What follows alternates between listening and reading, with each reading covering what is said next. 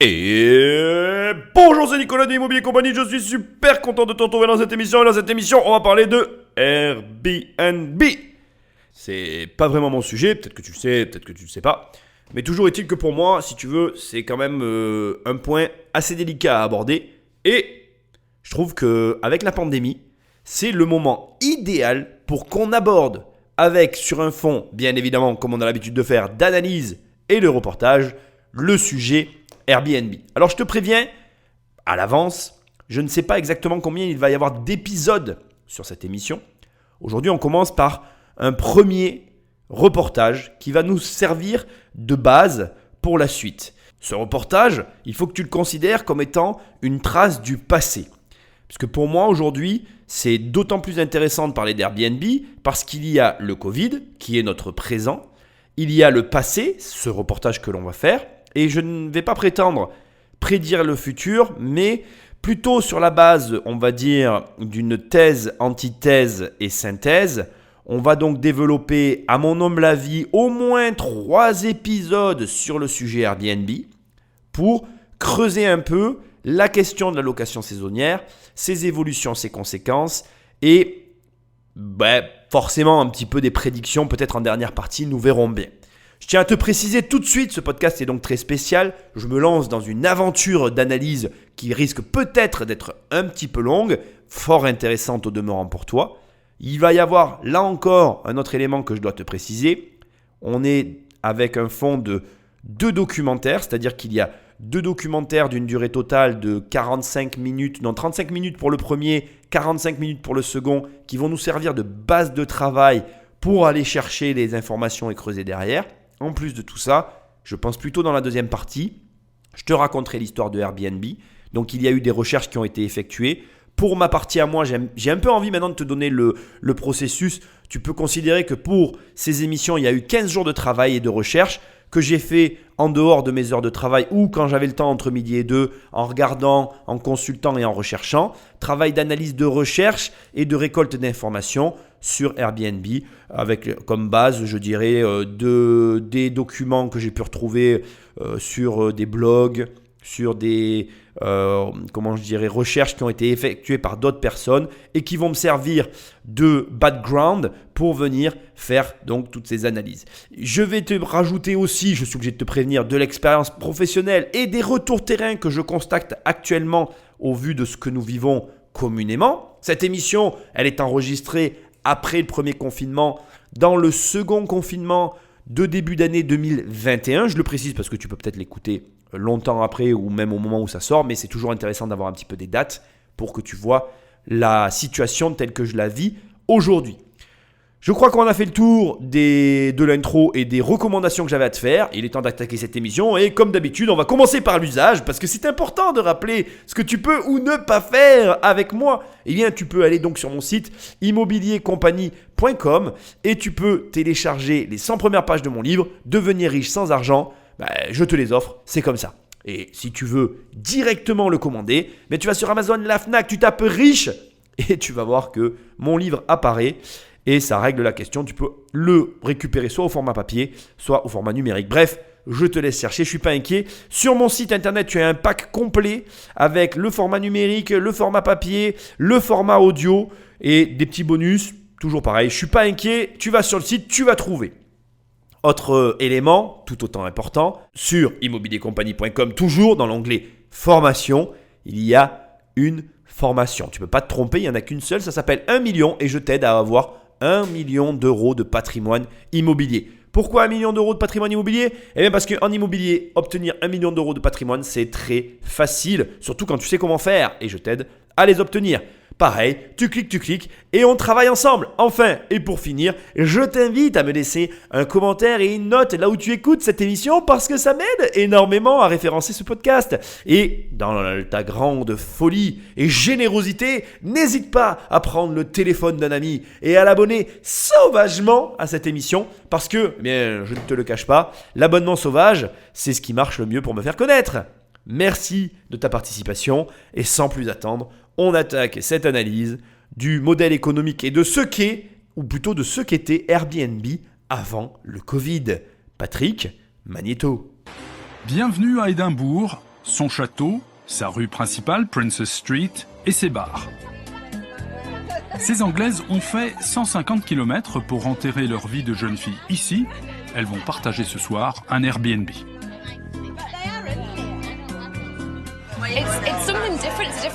Ça change d'un hôtel. C'est une autre façon de connaître une ville. C'est une expérience plus authentique. Comme ça, on habite chez quelqu'un plutôt qu'à l'hôtel. Ouais, c'est pour ça qu'on a choisi un Airbnb. C'est la meilleure introduction possible pour parler de Airbnb.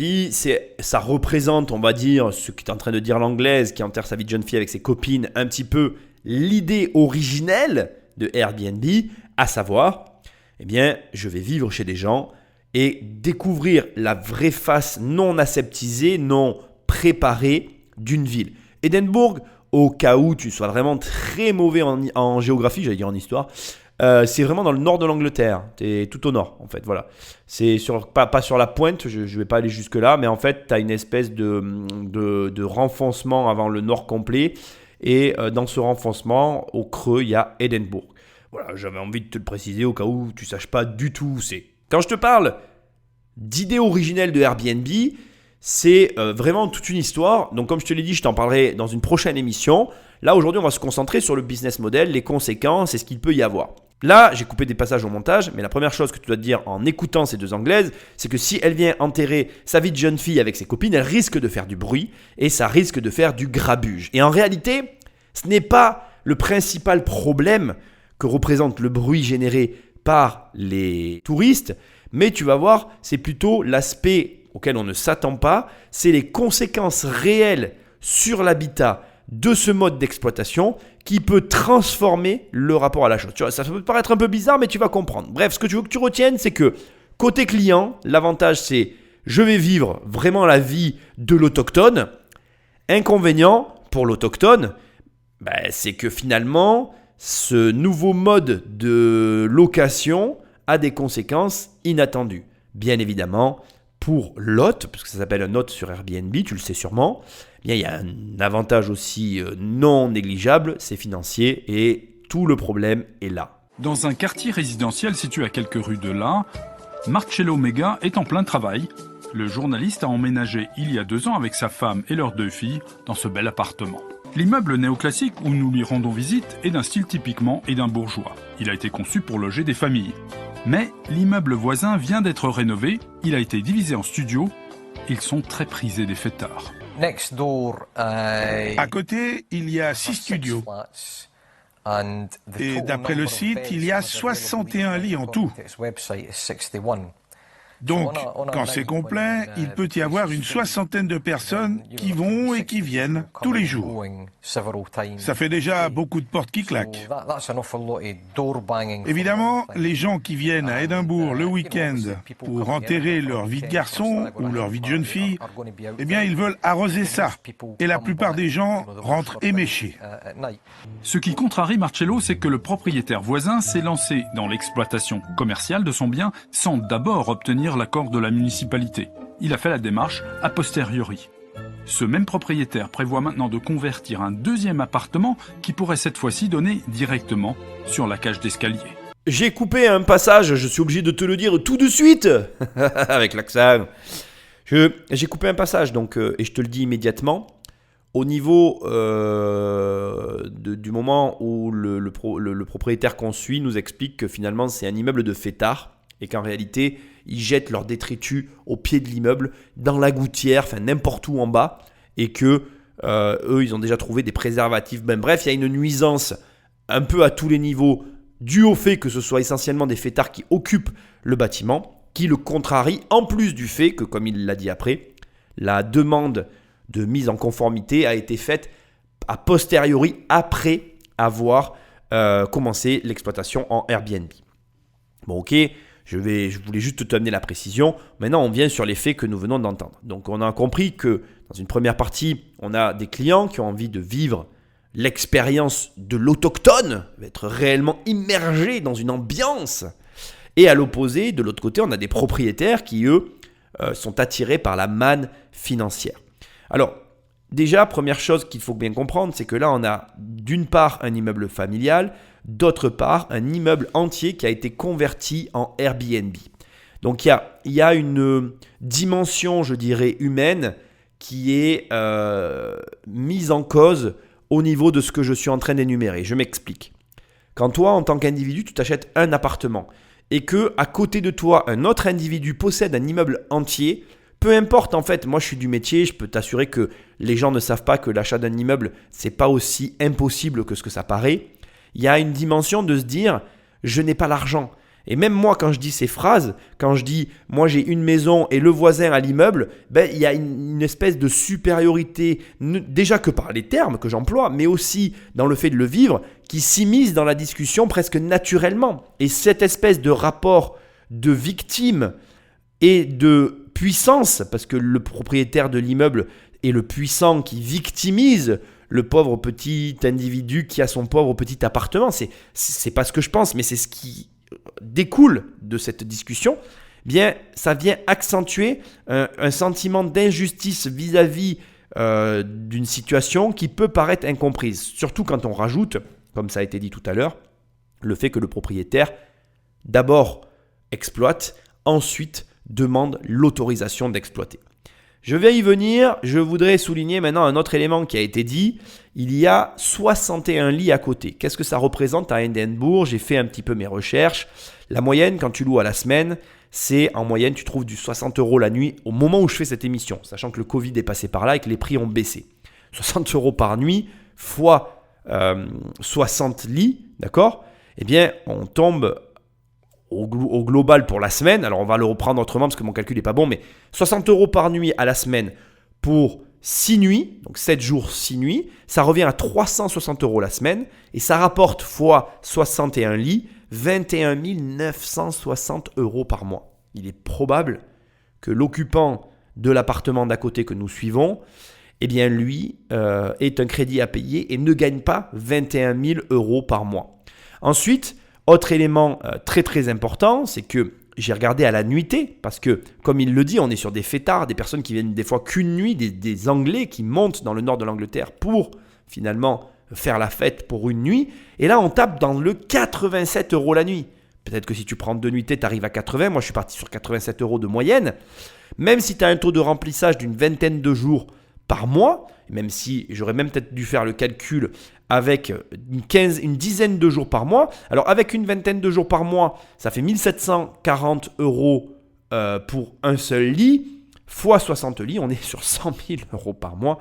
Maintenant, si je fais 87 fois 10, ça fait 870, tu es d'accord avec moi, fois 60 lits, on est dans les 52 000 € par mois. Bon, autant te dire que c'est une machine à fric. Et que, du coup, on peut comprendre aisément que d'un côté, on est des autochtones occupants qui soient un petit peu en colère, et d'un autre côté, on est des propriétaires, on va dire, attirés par l'appât du gain, dont il est difficile, ou en tout cas, j'arrive à comprendre qu'il est difficile de résister à des montants pareils. Et là où ça va devenir compliqué, voire très compliqué, c'est lorsqu'on écoute la suite. Et écoute bien ce que je vais te mettre maintenant et tu comprends la dimension qu'est en train de prendre Airbnb. À ce moment-là, bien sûr, je précise. C'est que le tourisme est une manne pour Édimbourg. Il rapporte presque 2 milliards de francs par an à la ville et fait vivre 35 000 personnes. Le nombre de visiteurs frise aujourd'hui les 4 millions. Les Airbnb ont suivi, il y en a environ 10 000, une augmentation de 54% en un an. Les quartiers historiques, classés au patrimoine mondial de l'UNESCO, en sont truffés. Cliff Haig est président d'une association de défense du patrimoine. Il nous fait visiter la vieille ville, en pointant au passage les appartements en voie de modernisation et ces boîtiers que les habitants appellent des berniques. Tels ces coquillages qui s'accrochent aux rochers, ils renferment les clés que les propriétaires d'appartements laissent à disposition de leurs clients. Regardez par exemple ici. Voici un immeuble traditionnel. Il y a 1, 2, 3, 4, 5, 6, 7, 8 appartements. D'accord? Et là, il y en a 1, 2, 3, 4, 5, 6 qui sont loués à la journée sur des plateformes style Airbnb. Okay, let's look some more over there. Part of what Airbnb offers is a sense of authenticity. L'offre d'Airbnb repose en partie sur l'authenticité. Donc si vous descendez dans un immeuble de la vieille ville, vous vous attendez à vivre comme un vrai habitant du quartier. L'ennui, c'est que si tous vos voisins sont aussi des clients Airbnb, l'expérience ne sera pas vraiment authentique. Voilà donc le fameux paradoxe dont fait état Airbnb. On arrive au cœur du problème. Je ne vais pas m'étaler sur l'analyse parce que l'émission va être très longue. Et donc, je veux tout de suite que tu comprennes les enjeux. 2 milliards, c'est ce que rapportent les touristes à la ville. Donc ça, c'est la ville qui gagne cet argent. 35 000 personnes employées qui sont liées à cette économie. C'est-à-dire que ces fameux 2 milliards qui sont des bénéfices pour la ville génèrent en plus 35 000 personnes qui génèrent donc des taxes qui, elles, sont directement dans les caisses de l'État. On parle de l'Angleterre, on est bien d'accord, mais c'est pareil dans tous les pays.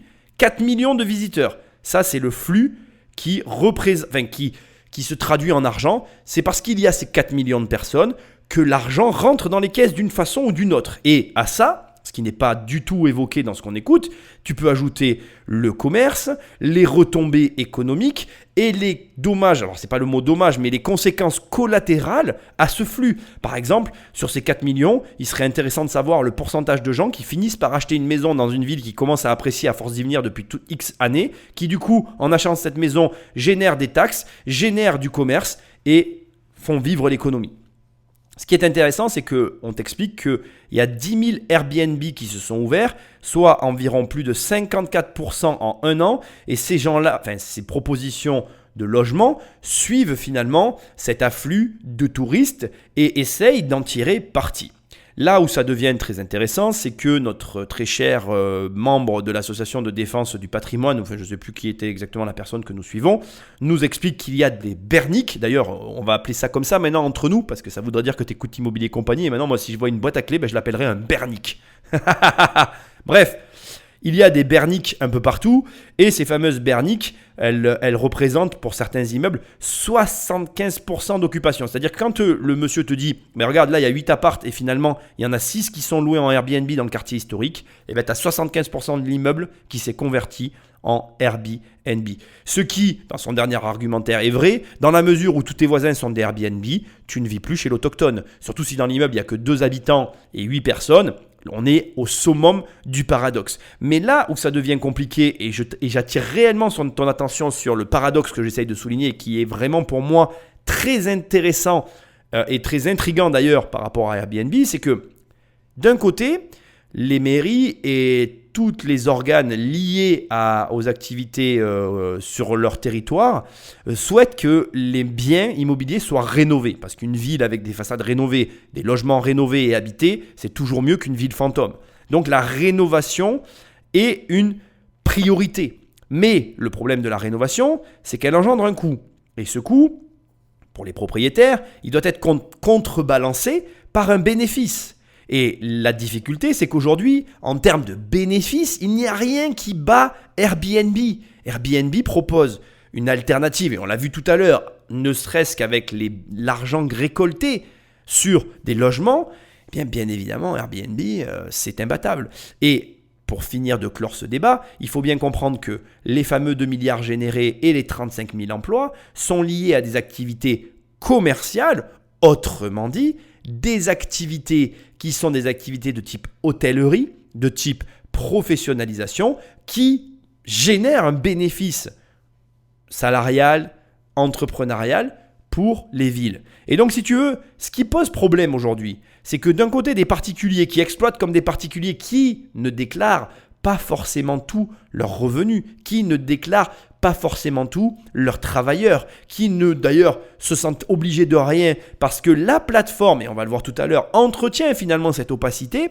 Et bien finalement, ça crée une espèce de problématique entre d'un côté les intérêts généraux qui sont représentés par nos élus, nos villes, etc. et d'un autre côté des particuliers qui eux, là, se retrouvent enclins non seulement à rénover, mais même à rénover à un degré supérieur à ce qui est d'usage, parce qu'ils veulent toucher ces clients, ils veulent les attirer dans leur logement. Et on va en parler, c'est tout le sujet de l'émission et je trouve ça très intéressant parce que dans cette émission, tu vas voir que finalement, avant le Covid, il y avait un énorme problème autour d'Airbnb qui était insoluble parce que ça rapporte de l'argent, ça coûte aussi de l'argent, ça apporte de la rénovation, mais ça ne traduit pas cette rénovation à la destination à laquelle les mairies souhaiteraient que les logements soient attribués. Bref, on se retrouve dans une espèce de paradoxe insoluble qui, tu vas le voir, pour certains, reste quand même une opportunité.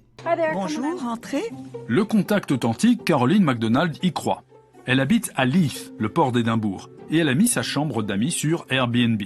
Le couple néerlandais qu'elle héberge ce jour-là est sorti, nous en profitons pour explorer les lieux. Caroline est une logeuse occasionnelle, pas une femme d'affaires. Ses clients partagent son quotidien, y compris les chats.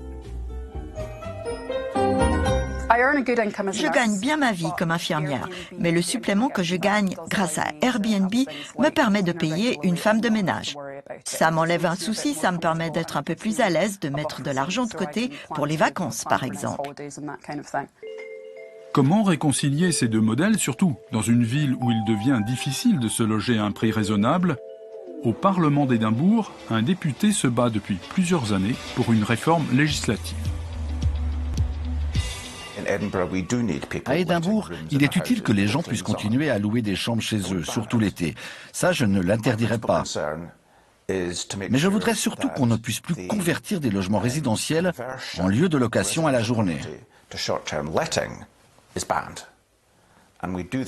Pour ça, il va falloir renforcer le système de permis de construire. Exiger qu'on indique clairement lorsqu'il y a changement d'utilisation d'un lieu. Il faudra que le conseil municipal ait une politique de refus systématique dans ces cas-là. L'idée d'un durcissement de la réglementation pour mieux cadrer l'économie du partage fait son chemin à Édimbourg. Si tout à l'heure on était dans le cœur du problème, ici on n'est pas loin d'avoir la clé du problème. Alors la clé, c'est peut-être pas le bon mot. Ce que j'essaye de te dire, c'est que en écoutant cette infirmière, on donne une dimension différente à tout ça. Dans le sens où, effectivement, il y a ici plusieurs parties qui s'affrontent. Et dans cet affrontement, si le mot était peut-être un petit peu fort, il y a ces personnes qui utilisent la plateforme comme elle devrait être utilisée. C'est-à-dire comme là, par exemple, elle propose une chambre dans son logement. Et le fait de proposer cette chambre, ça lui permet de gagner plus d'argent, lui ouvrant des possibilités qu'elle n'avait pas avant, à savoir ne serait-ce que la femme de ménage. Et je comprends très bien ce qu'elle veut dire, c'est-à-dire que cet argent qu'elle gagne en plus lui permet de s'alléger son quotidien, ce qui lui facilite finalement sa vie de façon générale. À cela s'ajoute un autre facteur qui n'est pas des moindres. Elle peut à présent économiser parce qu'elle augmente ses revenus, et cette augmentation de revenus lui permet d'avoir un comportement financier différent d'avant à après l'utilisation, enfin en tout cas la mise en place d'un Airbnb dans sa vie. Et ça, c'est un véritable enjeu. Parce que derrière ces éléments-là, même si je te l'ai dit comme ça rapidement dans une émission audio, il faut que tu comprennes qu'il y a des vies, il y a des personnes qui ont une vie à mener. Et dans un monde aujourd'hui où tout est tout le temps plus cher, où on s'en sort mal, où les États n'ont pas les possibilités de nous fournir tous les services que peut-être ils aimeraient nous fournir, eh bien, on se tourne vers des solutions alternatives. On a un marché du travail, alors là aujourd'hui c'est peu de le dire, qui était déjà relativement chaotique, mais qui va devenir de plus en plus complexe. Ça me paraît très hasardeux d'imaginer, même en tant que mairie, et déjà à l'époque, qu'on allait pouvoir se passer de ça. Parce qu'à un moment donné, tu ne peux pas avoir des tarifs qui ne cessent d'augmenter, des populations qui s'appauvrissent, et t'attendre à ce que les choses se passent bien. Et à un moment donné, et on le voit dans la deuxième partie du passage que je t'ai choisi, on se retrouve avec une personne qui commence à parler d'interdire, ou en tout cas d'encadrer plus sévèrement la mise en place de Airbnb. Et ce que je veux que tu notes aussi, c'est que même si là on parle d'Édimbourg, on va parler de Berne dans un instant, on va parler de plusieurs villes, globalement, tous les hommes politiques, sans se connaître, semblent s'aligner sur cette volonté de durcissement. Pourquoi ? Parce que, je te l'ai dit tout à l'heure, cet argent qui est pris par les particuliers, il est pris au secteur professionnel qui, s'il est pris au secteur professionnel, indirectement est pris au secteur politique. Et ils ne toléreront pas cette perte parce que demain, après l'après-Covid, demandera encore plus de moyens que, là, je te le rappelle, on est avant le Covid. Là, dans tout ce que tu écoutes, et il est bon de le rappeler tout le long de cette émission, le Covid n'a pas encore frappé. Donc on est dans une économie où finalement, il y a cette espèce de déplacement des masses qui est possible, le tourisme de masse est en place et il y a une manne financière énorme à laquelle tout le monde veut venir s'abreuver, qui est en place et qui est à portée de main, j'ai envie de dire. Sauf que, comme je suis en train de te le préciser, ça va changer et on va en parler. Bref, il y a un terme que j'ai trouvé intéressant dans ce passage et qui est pour moi, c'est pour ça que je dis que c'est la clé de toute cette situation et j'espère qu'à la fin de l'émission, qui est sûrement très longue, mais on y arrivera, il faut plutôt chercher à réconcilier les modèles plutôt qu'à les opposer. Et ce ministre, lui, est plus dans la confrontation que dans la réconciliation. Pourquoi ? Eh bien parce qu'il y a une troisième dimension qui n'a pas encore été évoquée, mais qui là a été soulignée, qui est la crise du logement de façon générale dans les grandes villes. Alors, de quoi je parle ? Eh bien, hier plutôt, il faut que tu saches qu'il y avait quelque chose qui commençait à se pratiquer et qui se pratiquait. C'était la vente de logements en Airbnb selon le calcul de rentabilité du dit Airbnb. Alors, de quoi je parle ? Qu'est-ce que ça signifie ? Alors, on va faire ensemble un calcul très simple. On va partir sur les chiffres que j'ai évoqués tout à l'heure et on va prendre les chiffres à minima pour que tu mesures l'impact du Airbnb de façon générale sur un marché. On va imaginer que ton logement se loue 60 € la nuit, que tu as effectivement la possibilité de recevoir 4 voyageurs. Donc du coup, tu peux appliquer une surcote. On va partir sur 80 € la nuit. Donc tu te retrouves avec un P2. Et que ce P2, de façon générale, est un logement qui aurait tendance à se louer 600 € par mois. Si on respecte les règles de rentabilité, alors peut-être pas les règles basiques des villes dans lesquelles moi j'évolue, peut-être pas non plus les règles parisiennes, mais on va partir sur une règle toute bête, on va faire un petit 8%. On va imaginer que ce P2, qui rapporte 7200 € par an, se vende dans ta ville dans les 90 000 €. Donc juste pour mémoire, si tu fais 7200 € divisé par 90 000 €, on est à 8% de rentabilité tout rond. D'accord ? Donc je ne prends pas de risque en te disant que voilà le tarif d'un Airbnb. Maintenant, ce même appartement que tu arriverais à louer, 8 mois de l'année, avec un taux de remplissage à 50%, ce qui n'est pas ouf. Donc on part sur 80 € puisque tu peux prendre 4 voyageurs. On va imaginer que 80 € sur, on va prendre 28 nuits, eh bien tu vas louer le logement, je vais être sympa, on va prendre 16 nuits, donc 16 nuits à 80 €.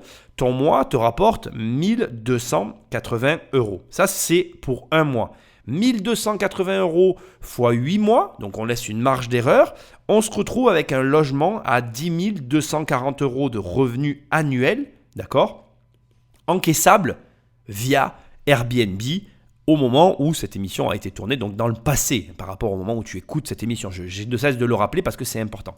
Si on conserve toujours notre règle des 8%, alors déjà, juste pour te donner des notions, parce que je trouve que c'est intéressant, tu as un écart, d'accord, entre la première location et la deuxième de quasiment 3040 € par an. 3040 € par an, si tu divises par 12, tu encaisses quand même 250 € par mois de plus. Donc 250 € par mois de plus, c'est plus de 40%, un petit peu plus de 40%. C'est pas non plus 50, mais c'est 42, 43%, peu importe. 40% d'augmentation de ton revenu. On ne parle pas d'une paille. Ce qui veut dire que c'est basique. Maintenant que tu as l'augmentation, tu peux limite augmenter ton prix de 40%, soit 36 000 € d'encaissement si tu vendais ce même logement en passant par le système Airbnb. C'est-à-dire que tu le vends sur la base des revenus générés par Airbnb. Donc 10 240 € divisé par 124 000 et encore tu vends à 8,2%. Donc tu accordes une petite marge favorable pour ton acquéreur. Bref, ce que j'essaye de te dire, c'est qu'on parle d'argent et pas de petites sommes d'argent. 36 000 €, si tu prends la France par exemple, où le SMIC est à 1200 €, si demain en louant ton Airbnb, tu gagnes 36 000 € de plus sur la vente, tu gagnes 3 000 € de plus par mois. Pour quelqu'un qui a un SMIC, c'est juste énorme cette augmentation de vente. Donc tu ne peux pas aujourd'hui écouter un politique, une personne qui est aujourd'hui élue qui ne va prôner la situation Airbnb que sous son angle à lui, parce que du côté du propriétaire, l'angle économique est très important. Alors ce qui va être intéressant de voir maintenant, c'est la réaction d'autres villes, parce que là on a la réaction d'Édimbourg avec une volonté de durcir finalement la possibilité de basculer en Airbnb, sachant qu'il y a un problème que je vais aborder plus tard dans l'émission, mais qui est logique aussi. Il y a la problématique évidente de la propriété. On reste usufruitier, enfin usus, fructus et abusus quand tu achètes un bien, c'est les droits que te confère l'achat, et ces droits te permettent de jouir de ton bien comme tu l'entends. Alors il y a un cadre légal que tu dois respecter, mais durcir cette loi, ça implique aussi changer le droit fondamental de la propriété des biens immobiliers. Bref, je trouve que c'est un sujet hyper intéressant qui nous donne la réelle dimension de l'enjeu derrière Airbnb, qui est très complexe parce que les enjeux financiers sont tellement importants côté des propriétaires que les élus vont se heurter fatalement, et tu vas le voir dans ce deuxième cas de figure qui est Berne, que je vais te montrer dans un instant. Ils vont se heurter fatalement au fait que malgré la législation, l'appât du gain est parfois plus fort. Berne attire elle aussi les touristes du monde entier. Pour l'instant, Alec von Grafenried, le maire, n'est pas trop inquiet. La réglementation en place dans la vieille ville inférieure est déjà stricte. Le rez-de-chaussée et le premier étage sont réservés au commerce et aux usages culturels. À partir du deuxième, les appartements doivent obligatoirement servir à l'habitation. Tout cela n'a pas empêché les plateformes de location de s'installer. Nous en avons fait l'expérience, je n'ai eu aucun mal à trouver sur Airbnb de quoi loger à quelques pas de la Zitglocke. Le maire n'est pas contre. Alors en principe, le sharing, c'est un bon principe et Airbnb profite de ce bon principe. Il y a un appartement qui est libre, il y a une chambre qui est libre, il y a des étudiants qui partent pendant l'été. Les logements, les chambres sont vides, elles sont louées aux touristes, ça fait absolument du sens. Mais en consultant le site, on se rend compte que certains hôtes, comme on dit sur Airbnb, proposent plusieurs appartements. Impossible qu'ils les habitent tous. D'où la crainte d'une professionnalisation de l'offre, le risque que le commerce envahisse subrepticement les étages supérieurs. À la demande du Parlement de la ville, la municipalité propose donc une nouvelle loi. Elle interdirait aux habitants de la vieille ville de louer leur appartement de façon régulière et professionnelle. Par contre, on ne les empêchera pas de le faire pendant quelques semaines dans le courant de l'année. Précision importante, la loi ne sera pas rétroactive. Les propriétaires qui actuellement louent à l'année pourront continuer à le faire. Pour le reste, le maire compte sur le civisme de ses administrés.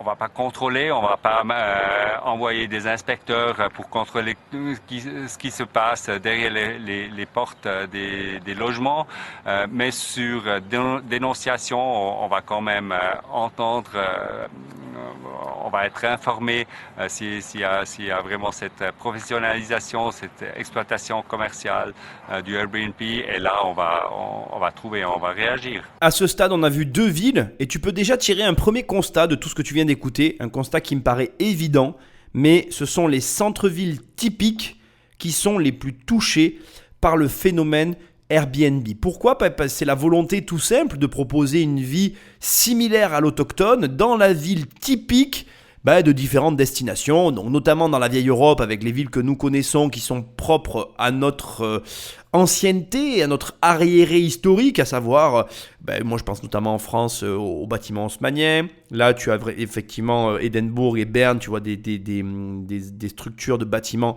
relativement typiques avec les arceaux en dessous, qui font vraiment local et qui donnent envie aux touristes de venir se balader dans ces rues pittoresques qui nous font tous rêver au final. Et c'est pour ça que les gens veulent aller vers Airbnb. Donc, tu sais déjà, toi qui m'écoutes, si tu as envie de te lancer dans Airbnb, ça t'oriente relativement facilement vers le type de bien que tu dois sélectionner pour proposer à tes clients une expérience en cohérence avec leurs attentes. On ne donne pas à des gens ce qu'ils ne veulent pas, surtout dans le commerce. On a tendance à proposer ce que le marché attend. Autre élément hyper intéressant, c'est de voir que dans la tête du journaliste, dans la tête du politique, la multipropriété, donc dès l'instant qu'un propriétaire a une offre, étendue de logement sur la plateforme, on le soupçonne de se professionnaliser. Je vais parler de la professionnalisation dans un instant, tu l'as compris, c'est le problème et c'est aussi la suite de l'analyse. Donc, moi, je voudrais juste lever le voile sur le sujet. Nous, on a des immeubles qui sont en location à la semaine, on a plusieurs logements et pourtant, on ne tire pas à, un immense bénéfice de Airbnb. Airbnb n'est qu'une partie du business model que nous avons choisi. Je ne vais pas parler ici de ma stratégie, ce n'est pas la question. Ce que je veux te dire, c'est que la multipropriété n'est pas gage de professionnalisation. Elle représente juste un état du marché qui est un état de la richesse en général, à savoir qu'un faible pourcentage de personnes détiennent un gros pourcentage des biens et services sur le marché, mais c'est parce que c'est une volonté bien plus que, je dirais, un choix au départ. Mais voilà, une volonté liée à une stratégie bien sûr, mais tu l'as compris. Autre élément et que je veux vraiment souligner et sur lequel je dois m'arrêter, la professionnalisation est le problème. Il le dit, dès l'instant que on fait ça de façon régulière, courante et qu'on en tire bénéfice, ben tu te retrouves dans le collimateur des autorités. Alors là aussi, ce qui a été dit et que je t'invite à noter dans un coin de ta tête, le contrôle est problématique. Les hommes politiques aujourd'hui ont des coûts qui sont très lourds, ils n'ont pas l'argent. En fait, ça n'est pas dit, hein. Je te fais une analyse et une traduction. Aujourd'hui, ils n'ont pas l'argent d'aller vérifier tous les appartements. On se retrouve encore face à une loi inapplicable. Encore que dans le logement, on sait que la délation est légion. C'est démocratisé, c'est-à-dire. Pourquoi ? Mais c'est très simple. Les locataires se plaignent quand il y a un problème. Et c'est la raison principale pour laquelle les hommes politiques n'ont pas envie de détacher de brigades, alors le mot est peut-être un peu fort, mais en tout cas de fonctionnaires à usage pur et simple de contrôle des logements. Parce que la structure même de l'immobilier, la structure du marché, elle fait que finalement on n'a pas besoin de contrôler. Parce qu'on sait que dès qu'il va y avoir le moindre problème, eh bien, on va avoir une délation et du coup, le contrôle se fera naturellement. Alors, tu es en train de te dire, attends Nicolas, je ne comprends pas, qui dénonce ses voisins ? Mais moi, je vais te le dire. Tu as un bâtiment, tu as un appartement et tu veux faire des travaux. Et là, pour diverses raisons, tu fais toi tout dans les règles, tu as un refus parce que ton permis ou ce que tu demandes ne correspond pas aux attentes de la mairie. Sauf que ta demande initiale, elle est motivée parce que tu as vu le voisin qui a fait ça. Il a fait les travaux et comme tu l'as compris, comme on suit cette émission depuis le début, les gens qui veulent se mettre sur Airbnb ne reculent devant rien puisqu'ils savent que de toute façon, ils ne sont pas en odeur de sainteté au niveau des mairies. Donc, ils prennent, pour ainsi dire, le gauche et ils font ce qu'ils ont à faire pour aller chercher leurs bénéfices. Et toi, tu fais ta demande et là, tu te dis, mais attendez, vous m'avez refusé, je ne comprends pas. Le voisin d'en face, il l'a fait, je le vois de ma fenêtre. Pourquoi lui il l'a fait et pas moi ? Et là le mec il dit mais parce que monsieur je ne savais pas que le voisin d'en face l'avait fait. Du coup merci. Alors ils te le disent pas ça, mais en gros ils vont te contrôler et tu sauras que la plupart des contrôles d'urbanisme sont réalisés sur cette base-là. Parce que tu vois ton voisin qui fait quelque chose, toi tout bonnement tu te dis s'il le fait c'est qu'il a le droit, il a dû tout faire dans les règles. Et toi quand tu fais les démarches tu réalises au grand stupeur que le voisin n'a pas fait ça dans les règles et indirectement, involontairement, tu déclenches le contrôle. Et crois-moi, en matière de voisinage, les gens sont curieux. Ils sont curieux et ils notent tout parce que eux aussi ont envie de bénéficier des dernières améliorations. Et je ne vais pas ici faire la liste de tous les contrôles et de toutes les raisons qui peuvent engendrer des contrôles, mais crois-moi, bien plus que ce que tu l'imagines. D'ailleurs, juste pour la petite anecdote et pour te raconter l'histoire, moi-même je suis propriétaire, enfin nous sommes, parce que c'est pas, voilà, j'ai plusieurs, on va pas rentrer dans le détail de mon patrimoine, on s'en fout. Bref, on a un bien dans un bâtiment où on est en copro, donc classique, et en rentrant dans ce bâtiment, je vois un bernic accroché. Je te jure, c'est vrai, ça me choque et tout. J'écris au syndic, je dis, il y a donc un logement qui s'est converti en Airbnb, un bernic est accroché sur la porte d'entrée. Et vraiment à l'entrée de ces côtés rue en fait. Donc vraiment côté rue. Ah non monsieur, me répond-on, le bernic est à usage ascensoral. C'est pour l'ascensoriste, pour qu'il vienne réparer, n'est-ce pas, en cas de défaillance du système. Merci monsieur ou merci madame, je ne sais plus. Je suis heureux de l'apprendre. Et j'avais aucun problème avec le fait qu'il y ait des Airbnb dans le bâtiment. Je voulais le savoir parce que du coup... moi-même, j'aurais pu être intéressé pour basculer mon logement dans le Airbnb. Et là, tu vois, regarde, d'une démarche purement innocente, en fait, dans l'objectif 2, j'alerte le syndic. Alors, il se trouve que c'était eux-mêmes qui avaient mis le bernic, mais tu m'as compris. Intéressant, n'est-ce pas, comme raisonnement? Tu n'y avais peut-être pas pensé, j'espère que tu l'auras noté. Finalité des finalités, bien tu l'auras compris, la structure même de l'immobilier est faite de telle sorte que les autorités compétentes ne détachent pas forcément des gens pour venir vérifier parce qu'ils sont alertés par les contribuables. Et toi, en tant que propriétaire, bien je t'invite à user de la plus grande des discrétions, surtout si tu fais du Airbnb de façon illégale. Mais si tu suis Immobilier Compagnie, tu ne feras pas ça. On continue. Patrick Magnéto. À condition de contrôler leur développement, les plateformes comme Airbnb permettraient donc un vrai plongeon dans l'authenticité et par la même occasion d'augmenter la diversité de l'offre hôtelière. Pour le vice-président d'Hôtellerie Suisse, Pierre-André Michoud, les choses ne sont pas tout à fait aussi simples. Sans se prononcer sur le cas de Berne, il nous en fait la démonstration dans son hôtel d'Yverdon. Alors on a eu l'occasion de pouvoir acquérir la maison d'à côté et en fait, logiquement, on a agrandi l'hôtel. Et c'est là où je me suis rendu compte que si on n'avait pas fait toutes les démarches en disant on agrandit l'hôtel, je transformais ceci en studio. Sans rien dire, je pouvais les louer sur Airbnb. C'était une économie d'à peu près 250 000 francs. Pourquoi ? Parce qu'il n'y a pas toutes les règles incendies, les détecteurs, les portes coupe-feu, tous ces systèmes-là. Et ça va très très vite lorsque vous devez mettre ça. Et en plus, le patron est à la disposition de ses clients 24 heures sur 24, même s'il ne leur propose pas d'aller avec eux se baigner dans le lac. La dernière partie, tu peux pas la comprendre parce qu'elle a été coupée au montage. En fait, il y avait un couple d'Américains qui disaient qu'ils étaient super contents des Airbnb parce que en réalité, le lot les a invités à se baigner dans le lac, etc. et qu'ils avaient eu accès à des choses, à des activités, c'est plutôt ça le bon terme, auxquelles ils n'auraient pas eu accès s'il n'y avait pas été un Airbnb. Ça, c'était leur déclaration. En réalité, là, le reportage te montre très clairement que dans un hôtel, l'hôtelier t'aurait de la même façon orienté vers les mêmes activités. C'est une question après de qualité d'hôtel. Par contre, et là on arrive vraiment sur la finalité de la première grande partie, tu comprends très bien que oui, Airbnb, c'est une alternative et comme ils l'ont dit en intro de cette partie-là, ça propose en fait finalement une diversification de l'offre hôtelière. Mais le problème, et c'est pour moi le vrai problème, c'est qu'on ne joue pas selon les mêmes règles du jeu. Alarme à incendie, accessibilité handicapée, normes en tout genre qui sont des contraintes imposées par nos gouvernements auprès de nos hôteliers. Et comme le dit très justement ce patron d'hôtel, si finalement en ayant acheté ce bâtiment à côté de mon hôtel, j'avais juste choisi l'option, j'en fais du Airbnb, je loue comme ça en parallèle de mon hôtel. En plus, il faisait de l'économie d'échelle parce qu'il pouvait servir de son accueil pour renvoyer dans l'immeuble juste à côté. Effectivement, ça aurait été la bonne stratégie. Est-ce que pour autant c'est bien? Je ne suis pas sûr. Est-ce que la clientèle des hôtels est la clientèle des Airbnb? Moi, je crois que oui.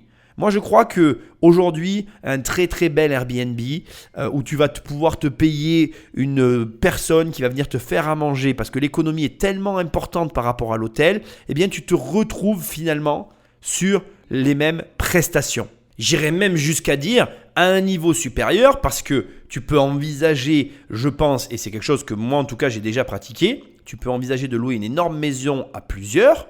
Tu peux envisager d'y adjoindre des services en parallèle parce que le nombre faisant baisser le prix, tu peux le rehausser en y ajoutant le service de cuisinier et de personnes de ménage qui vont venir faire tout ce qu'il y a à faire dans la maison parce que c'est absorbé par le volume des personnes que vous vous retrouvez à être dans cette grande baraque. Et du coup, vous avez strictement la même offre qu'un hôtel en sachant que le propriétaire, lui, n'a strictement pas les mêmes frais. Je trouve super que dans cette émission, on nous donne une notion. Il a évalué à 250 000 € la différence d'aménagement selon les normes entre un hôtel et un Airbnb. Alors, moi j'ai une question à te poser et tu as déjà la réponse, mais je vais quand même te la poser. À ton avis, quel est l'avenir? Est-ce que tu penses que les Airbnb vont mourir d'eux-mêmes ou les Airbnb vont détruire les hôtels ou est-ce que tu penses que les hôtels vont survivre? Question subsidiaire, que s'est-il passé avec Uber? Et la vérité, c'est que c'est les États qui ont mis leur nez dans la semoule pour venir un peu trancher et couper et équilibrer les forces en présence. Et je trouve embêtant ce discours parce que, effectivement, d'un côté, on a des intérêts, des deux côtés, on a des intérêts financiers qui s'opposent, parce que ça, c'est le premier des problèmes. Mais deuxièmement, il y a une forme, je dirais, d'incompréhension mutuelle des deux parties sur le fait que, malgré tout, et ça je dois quand même le reconnaître, les expériences proposées sont très différentes. Alors il est difficile pour moi à ce stade d'émettre un jugement sur la location saisonnière, et toi tu as déjà ton avis sans doute, mais je pense qu'on va continuer l'émission pour avancer. Je veux que tu gardes en tête ici que à peu près sur un immeuble, si tu dois en faire un hôtel ou un Airbnb complet, il y a un écart de budget de 250 à 300 000 euros, parce que les francs suisses sont même un peu supérieurs à l'euro, donc on va plutôt tabler sur les 300 000. 300 000 euros, je ne sais pas ce que tu en penses, mais moi je trouve que c'est juste énorme. C'est très lumineux chez vous. Oui, absolument. On est au 7e étage, grande baie vitrée, magnifique, une superbe vue sur le lac, le jet d'eau, le Jura sur la gauche, le Salève. Souvent en déplacement pour son travail, notre logeuse trouve un intérêt évident à louer son studio pendant ses absences. Je reviens de voyage, j'étais absente toute la semaine dernière, l'appartement a été loué 4 jours. Je repars semaine prochaine, un petit 5 jours et il est loué 3 jours. En général, c'est 3 jours tous les 15 jours, on va dire. À Genève, nous avons eu du mal à trouver quelqu'un qui nous raconte comment et pourquoi il ou elle met en location son logement sur Airbnb. La plupart ont refusé de faire face à notre caméra et pour cause, ils ne déclarent pas ses revenus accessoires et ne veulent donc pas se trahir. Notre logeuse fait exception. Elle utilise Airbnb, mais elle sous-traite le travail à des professionnels. Je ne voulais pas avoir à m'en occuper moi-même, hein, parce que Airbnb, c'est une plateforme qui est super, qui est extrêmement puissante, mais il faut également avoir la disponibilité pour parler aux voyageurs, les renseigner, les accueillir, les départs, organiser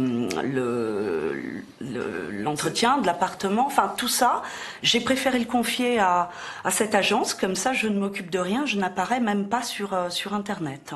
Ce passage est pour moi hyper intéressant parce qu'il révèle maintenant un des aspects les plus problématiques, mais qui a toujours existé. C'est un faux débat à mes yeux, mais on va en parler, ce qui est bien évidemment l'absence de déclaration de revenus. Mais il faut que tu saches que par exemple dans ma région, il y a des villes balnéaires qui sont très connues pour dissimuler le montant de leur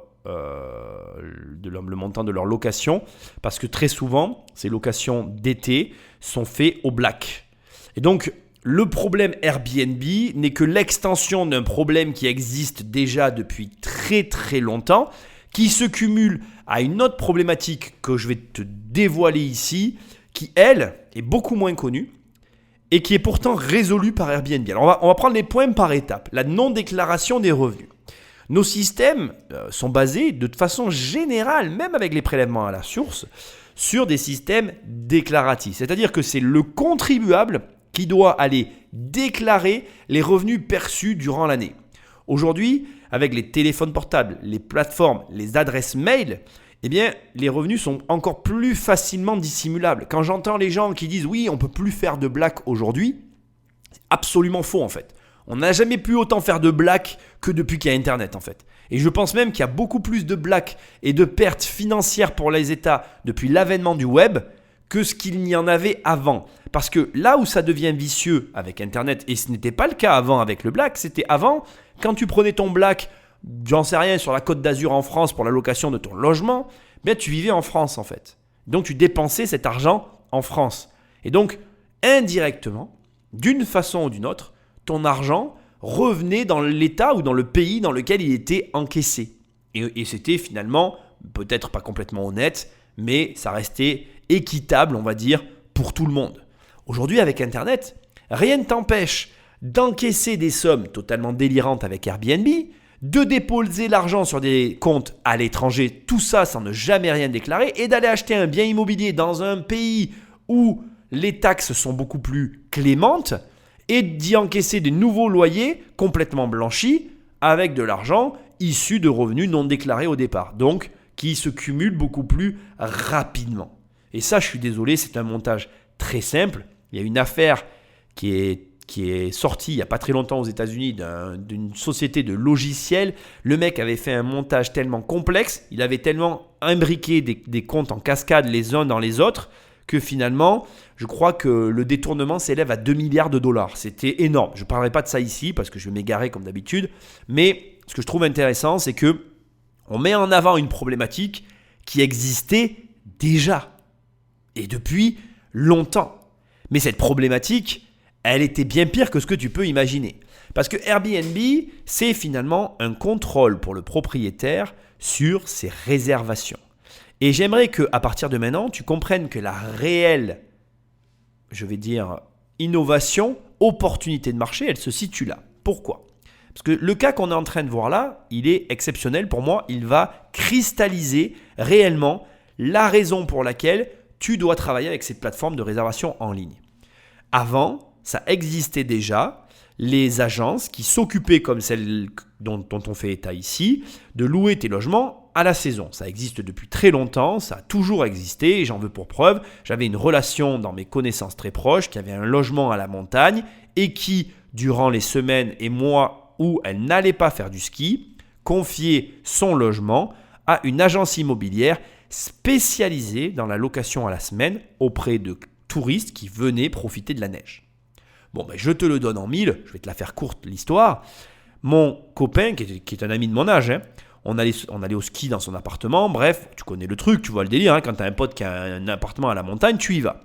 Bien une fois, il m'a raconté, parce que je m'en souviens, c'était quelques semaines après que je l'ai vu, il était monté pour aller jouir sur un week-end où sur l'agenda de l'agence, il y avait écrit vide, et où lui, il avait une dispo un petit peu inattendue de dernière minute. Il est monté dans son logement pour aller donc dans l'appartement et profiter de son logement sur des dates, et j'insiste bien, sur des dates libres pour l'agence et pour lui. Et quand il va pour rentrer dans le logement, il se rend compte qu'il y a des touristes dans le logement. Ce qui veut dire qu'il découvre que l'agence sous-loue au black son logement auprès de touristes sans l'en informer. Et pourquoi elle peut faire ça, l'agence ? Parce qu'à l'époque, il n'y avait pas de contrôle. Je te parle de début des années 2000. Donc, on est entre 2005 et 2010. Il n'y a pas encore Airbnb 2009, tu vois. Donc, il n'y a pas encore Airbnb. Et cet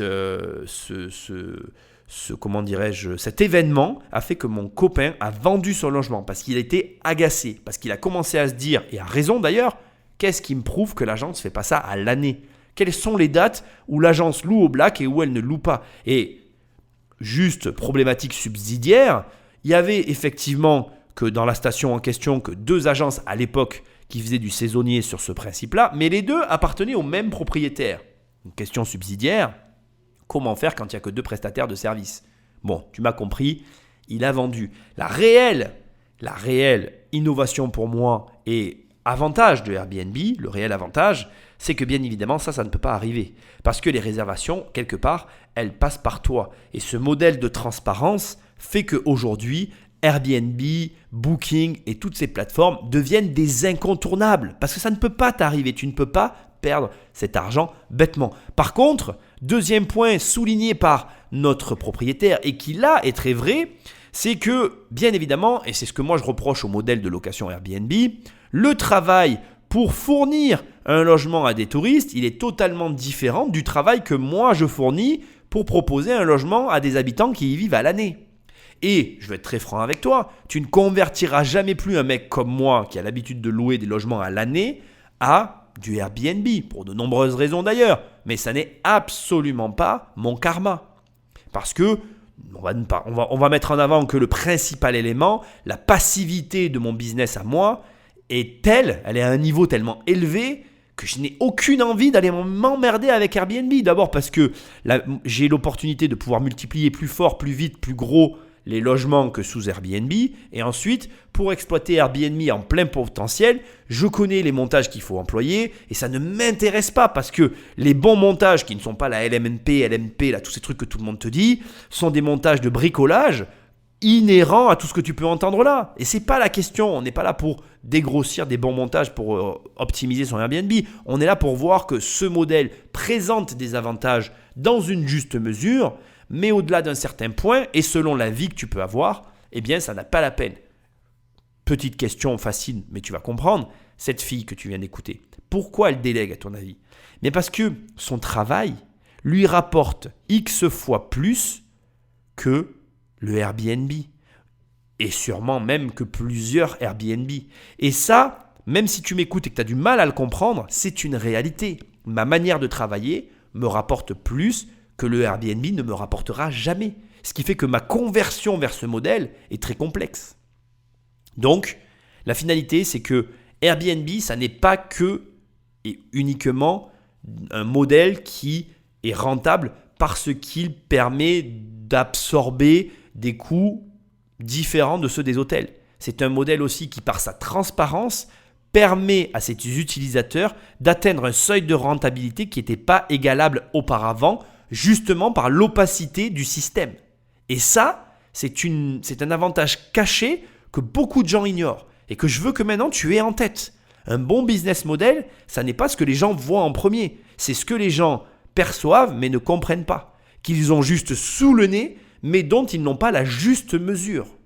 Et ça, tu dois faire cette différence à partir de maintenant. On continue. L'agence, c'est WeDo, un service de conciergerie qui gère la location sur Airbnb des logements qu'on lui confie. Alexia Payot a cofondé l'entreprise qu'elle dirige souvent au volant de son bureau à 4 roues. Créée il y a 2 ans et demi, l'agence s'occupe aujourd'hui d'une 40aine d'appartements. Ça a commencé par le biais d'un ami qui nous a demandé de s'occuper de son appartement pendant ses 6 mois de vacances. Donc d'accueillir les voyageurs et d'organiser les ménages avec sa femme de ménage. Ce qu'on a fait et ce qu'on a beaucoup aimé.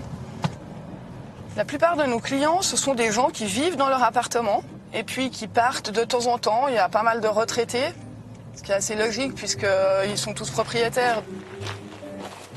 Quand un particulier veut louer son logement sur Airbnb, l'agence s'occupe de tout. On arrive chez vous, vous nous donnez vos clés. On va prendre des photos, on va améliorer la décoration si nécessaire. On va vous demander d'enlever tous vos objets qui ont une certaine valeur financière ou affective. Alexia, quand vous faites l'inventaire, à quoi est-ce que vous veillez? Je regarde si les voyageurs ont de la place pour mettre leurs affaires dans les armoires, l'état du lit, les dimensions des lits.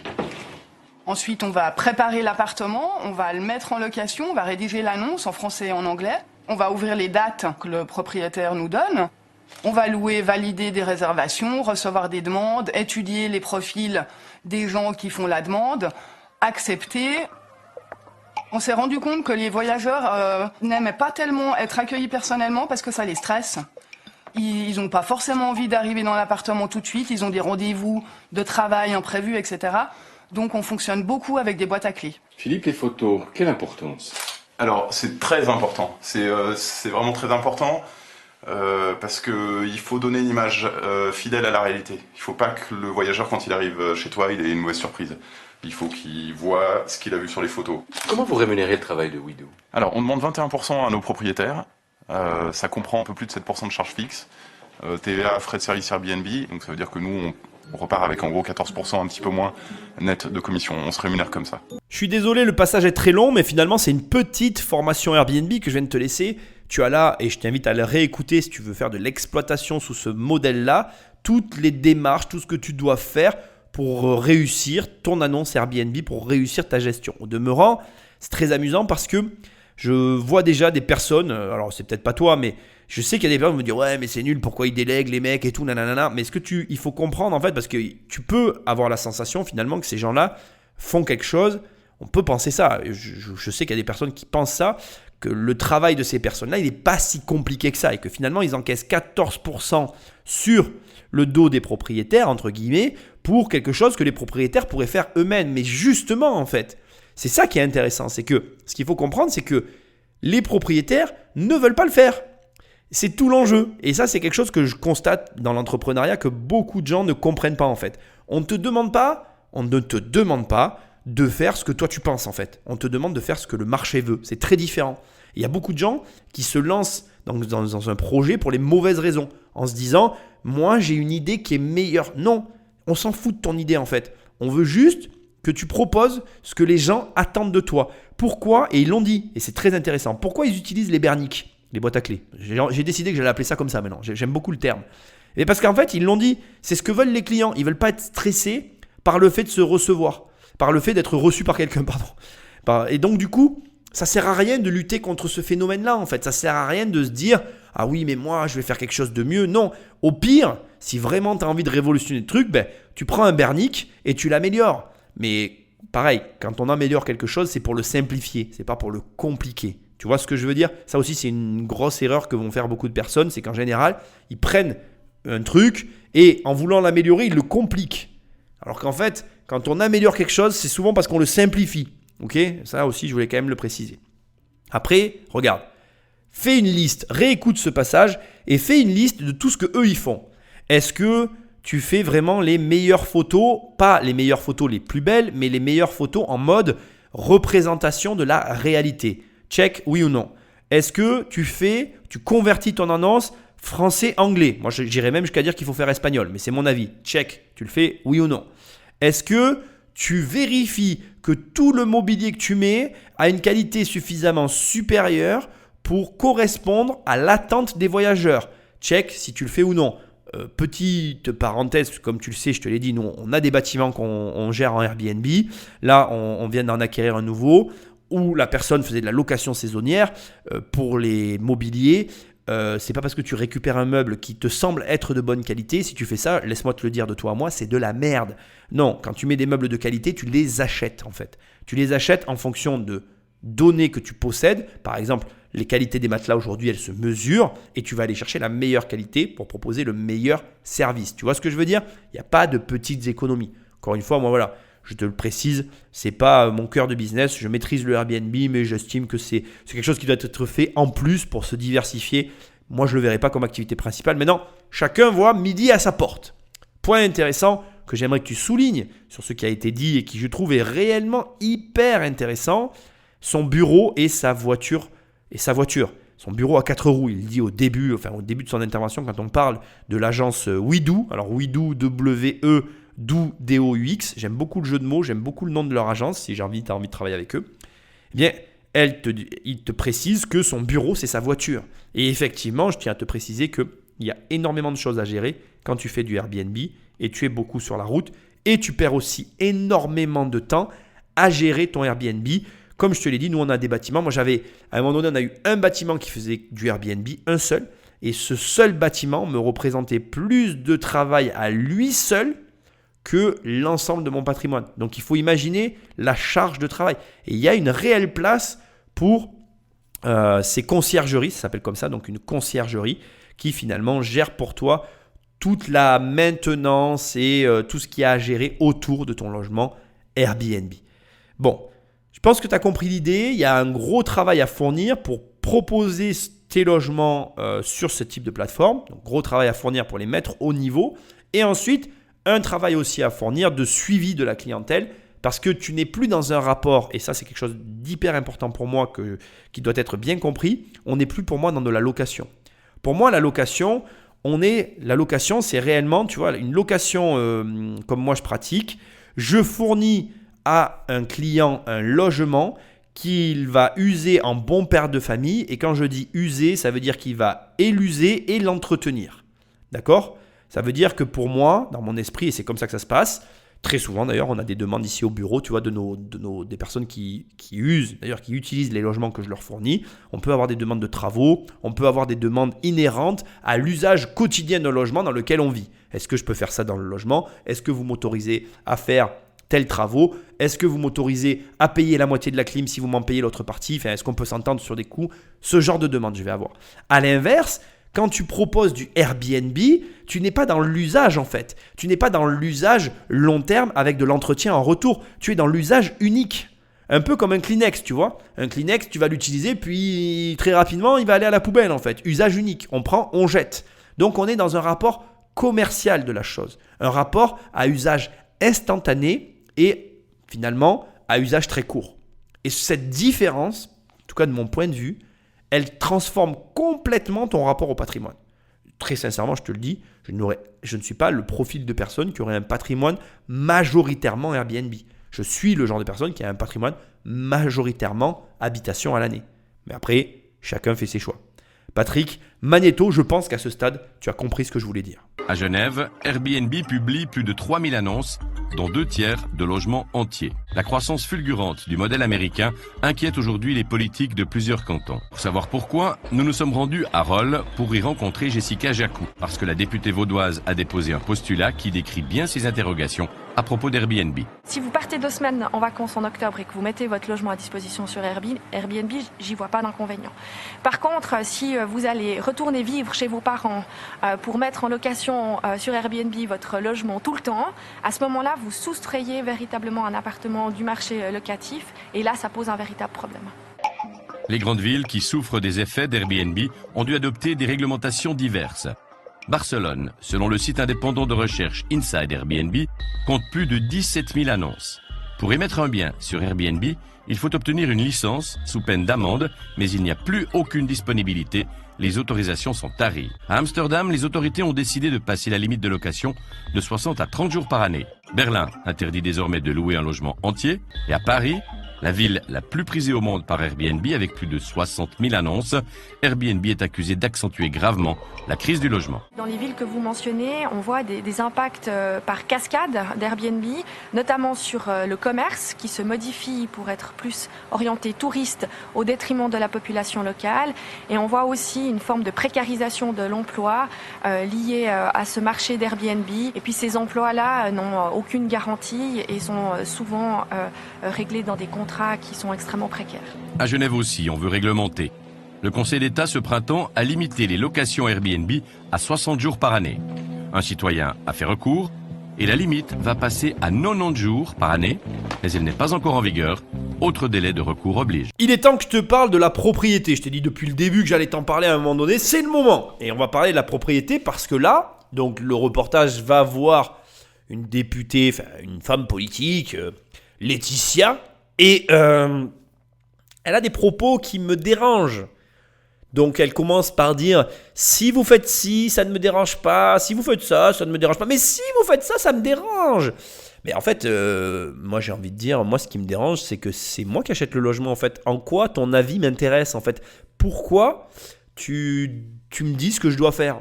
Parce que toute la difficulté derrière Airbnb, pardon, j'ai fait la personne âgée, tu sais, Airbnb, derrière Airbnb, ce qui se cache, c'est la propriété.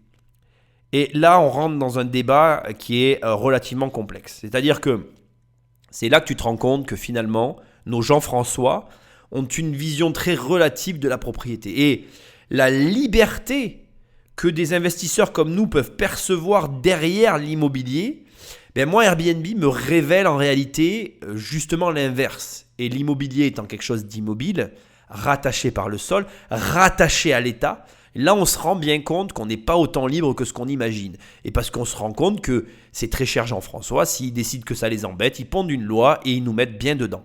Et donc, on est propriétaire relatif d'un bien immobilier. Ce qui me dérange aussi, c'est que, par exemple, à Barcelone, comme ils le disent très justement, il faut une licence pour pouvoir le faire. Bon, c'est comme ça, tu me diras, on s'adapte. Mais ça me laisse un goût un petit peu amer de, je dirais... j'ose dire le mot dictature. C'est-à-dire que si en réalité nous ne sommes que les locataires de l'État, mais dites-le nous en fait. Parce que moi j'ai besoin de savoir en réalité où je me situe par rapport à la réalité du marché dans lequel j'évolue. Est-ce que finalement je ne serais pas qu'un locataire d'un bien sous couvert d'une propriété qui permet aux États d'encaisser des droits de mutation?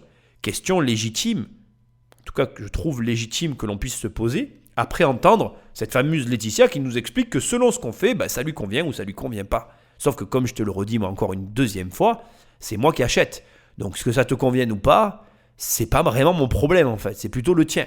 Alors, il y a des termes intéressants, il y a des choses qui sont dites dans ce passage relativement intéressantes. Quand elle nous dit, oui mais vous comprenez, Airbnb modifie le commerce et on voit émerger des commerces qui sont dirigés pour les touristes au détriment de l'habitant. Ça retire des logements du marché pour les proposer à un autre usage que l'usage initial. Mais moi j'ai une question à poser. Sommes-nous responsables de l'état du marché? Comme j'aime à le dire, prenons le cas de Paris, qui est ici mis en avant comme une des villes préférées de Airbnb parce qu'il y a 60 000 annonces. Est-ce que je suis responsable que les Jean-François qui autorisent dans la banlieue parisienne la construction de bâtiments moches, hideux, parce que je suis désolé, qui a envie de visiter la banlieue de Paris? Personne en fait. Quand on veut visiter Paris, on visite l'intramuros. On visite le 14e, le 15e, le 16e, les beaux arrondissements où on a des immeubles haussmanniens qui ont été construits du temps des rois et qui ont un certain prestige. Parce que à l'époque, eh bien, il y avait moins de taxes. Mais ça, il ne faut pas le dire. Il y avait un roi qui a dit « Ah oui, mais le roi prenait beaucoup d'argent. » Mais en tout cas, moins qu'aujourd'hui. Voilà, il faut oser le dire quand tu vois les taxes. Les taxes ont commencé à apparaître, sujet de mon prochain livre, suite à l'impression des billets. Et oui, quand on a commencé en France à imprimer des billets, eh bien, de nouvelles taxes sont apparues pour venir absorber les pertes colossales liées aux dépenses du roi Louis XIV. Bon bref, je ne vais pas parler de ça ici, je vais encore m'égarer. Et même ce que je viens de dire là, il faudrait le remettre dans le contexte, c'est pas exact. Tu liras mon livre quand il sortira prochainement. C'est pas le propos. Ce que j'essaye de te dire, on va pas parler des taxes, c'est qu'aujourd'hui, en réalité, s'il y a du mal logement dans certaines zones, c'est parce qu'il y a d'autres zones qui n'ont pas su se hisser au niveau des points d'intérêt qui sont cristallisés par les centres historiques. Ce que j'essaye de dire autrement, c'est que si tu prends la technologie, si tu prends l'évolution humaine, on s'améliore normalement avec le temps. C'est-à-dire que chaque chose que nous faisons vont en s'améliorant. Ok, alors pourquoi en immobilier, tout ce qui est récent est très moche en fait? Pourquoi tout ce qu'on fait en immobilier est absurde? Je vais te dire, va voir Montpellier, va voir les immeubles que la mairie de Montpellier laisse construire. Si quelqu'un trouve ça beau, alors il y a des gens qui trouvent ça beau, je le sais, j'en suis désolé, excuse-moi si je te vexe, mais ces projets architecturaux sont affreux. Personne ne vient visiter ces trucs-là. L'arbre blanc, bon ben je suis désolé, pour moi, ça n'est pas une réussite. Maintenant, je sais qu'il y en a qui l'aiment. Tant mieux, il faut de tout pour faire un monde. Mais je ne fais pas partie de ceux qui te diront « Waouh, c'est très beau ». À la limite, Antigone était pas mal. Quelque part entre l'ancien et le moderne, j'avais trouvé ça intéressant à l'époque. Mais le reste, non, ça ne m'a pas convaincu. Et la banlieue parisienne ne me convainc pas. Est-ce que c'est pas un peu facile quand t'entends un Jean-François qui te dit « ça pose des problèmes au logement » alors que ces mêmes Jean-François autorisent des constructions hideuses sans queue ni tête qui n'attirent personne et ne donnent envie à personne d'aller vivre là-dedans. Alors il y a des endroits qui sont bien en banlieue parisienne, ne me faites pas dire ce que j'ai pas dit, mais au demeurant, comme la plupart des gens, personnellement, je préfère vivre en intramuros. Finalité. Où est-ce que je veux en venir? C'est que là, on nous dit qu'il y a un impact sur le tourisme, une précarisation. Aussi, quand j'entends cette phrase, une précarisation de l'emploi. Moi, j'entends pas précarisation de l'emploi. J'entends que, en fait, les propriétaires n'emploient pas comme ils devraient des employés et ils ne payent pas les charges. Et au final, peut-être que tu vas m'accuser d'avoir une vision très financière de la politique, mais tu ne m'ôteras pas de l'idée que, en définitive, ce qui les dérange profondément, c'est qu'aujourd'hui, il existe une alternative qui n'est pas classable, qui permette à une catégorie de la population de s'enrichir au nez et à la barbe de ceux qui, jusqu'à maintenant, arrivaient relativement facilement à nous coller des impôts sans que l'on puisse s'y soustraire.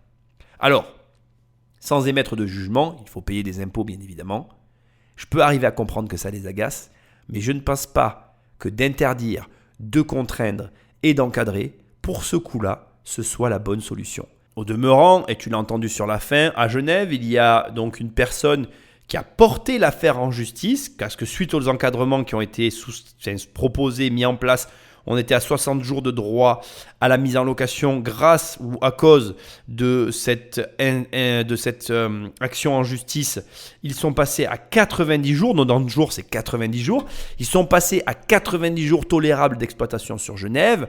Et la problématique du coup, tu la vois bien, c'est que les citoyens ne sont pas toujours d'accord avec ce qui se passe. Et lorsqu'il y a des désaccords, il peut y avoir soit, comme là, des personnes qui intentent des actions en justice, soit carrément des personnes qui prennent le gauche et qui continuent de louer. Finalité, j'aimerais finir sur une note d'espoir. Tous les Jean-François ne sont pas stupides, il y en a qui sont intelligents. Nous allons écouter maintenant une personne qui donne de l'espoir et qui nous montre qu'il est possible d'avoir des raisonnements élaborés, intelligents, tout en ayant conscience du problème et en cherchant une solution rationnelle à mon humble avis, un phénomène qui est inarrêtable. Je pense que les 90 jours me semblent une question forte et cohérente parce qu'en dessous de 90 jours, on peut dire que les gens font ça pour mettre un peu de beurre dans les épinards et ça me va très bien. Ça me va très bien, c'est sympa d'ailleurs d'aller vivre chez l'habitant. Si c'est vraiment chez l'habitant. Au-delà de 90 jours, on va considérer que c'est plus chez l'habitant, mais ça devient en fait une résidence hôtelière. C'est bien cette distinction-là. Pas facile de faire appliquer un règlement Airbnb. À Genève, le département d'Anthony Hodgers ne compte que 5 inspecteurs, très occupés déjà par le contrôle des transformations et des rénovations d'immeubles. Déjà, j'ai pas des équipes dédiées à Airbnb. Ça, il faut le comprendre. Deuxième chose, à nouveau, ils agissent aujourd'hui, ils font pas de la traque sur Internet. On n'en est pas là.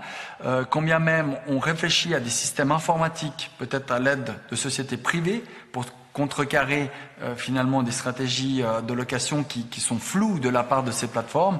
Mais eux, les inspecteurs eux-mêmes, aujourd'hui n'agissent que sur base de dénonciation. C'est compliqué d'établir si un appartement est loué de manière légale ou illégale. Il faut y aller plusieurs fois, comprendre que le propriétaire réel n'est pas là, comprendre que l'autre qui est là, c'est quelqu'un qui paye et pas un ami qui par hasard. Vous voyez ce que je veux dire? C'est vraiment très difficile d'établir l'infraction. Protéger le marché immobilier ou étoffer l'offre d'hébergement touristique. Le canton de Genève doit gérer des objectifs contradictoires, mais sa priorité est claire. Pour l'État de Genève, le principal enjeu, c'est vraiment la pénurie de logements. On ne peut pas se plaindre de la pénurie de logements, mettre la pression sur le territoire pour construire des nouveaux quartiers et en même temps avoir des logements qui sont soustraits quelque part de leur utilité d'habitat et qui deviennent dans les faits des résidences hôtelières. Je pense qu'on n'enlève aucun appartement sur le marché dans notre portefeuille. En tout cas, il n'y en avait aucun qui était alloué quand on les a pris. Voilà, si on arrête demain, il n'y aura aucun appartement supplémentaire sur le marché. Il y aura des appartements vides longtemps, mais il n'y en aura pas de supplémentaires. Il y a quelque temps, Airbnb jouait volontiers la transparence. Mais aujourd'hui, la plateforme protège bec et ongle les données qui permettraient le contrôle de ses activités. Airbnb mène un lobbying puissant pour limiter toute contrainte. Donc il s'agit pour nous, aujourd'hui, canton commune, mais peut-être avec l'appui de la Confédération, ça sera nécessaire, je pense, à un moment, taper du poing sur la table. 10 ans après sa création, Airbnb dans le monde a dépassé les 4 millions d'objets alloués. Dans ce monde merveilleux de la location, le bed and breakfast est devenu un bed and business. Cette émission est très intéressante, surtout si tu veux faire du saisonnier, parce que je pense qu'il y a des choses qui réellement commencent à se ressortir, et notamment le fait que les communes, les villes, en fonction de leur exposition à Airbnb, dans tous les cas, ont cette volonté d'agir et de ne pas laisser la situation en l'état. La problématique de fond, elle est limpide à mes yeux au vu des éléments qui auront été mis en avant dans cette première émission, c'est l'argent. L'argent est le cœur de tout ça parce que clairement, il y a, comme c'est très justement dit, des objectifs contradictoires, à savoir protéger ou étoffer, et des objectifs d'autant plus contradictoires sur le fond parce qu'il y a une problématique de rénovation et une problématique de pénurie de logements dans les grandes villes où l'attrait est le plus fort concernant la location saisonnière. Et ça crée une tension générale qui est clairement difficilement gérable pour les autorités en place.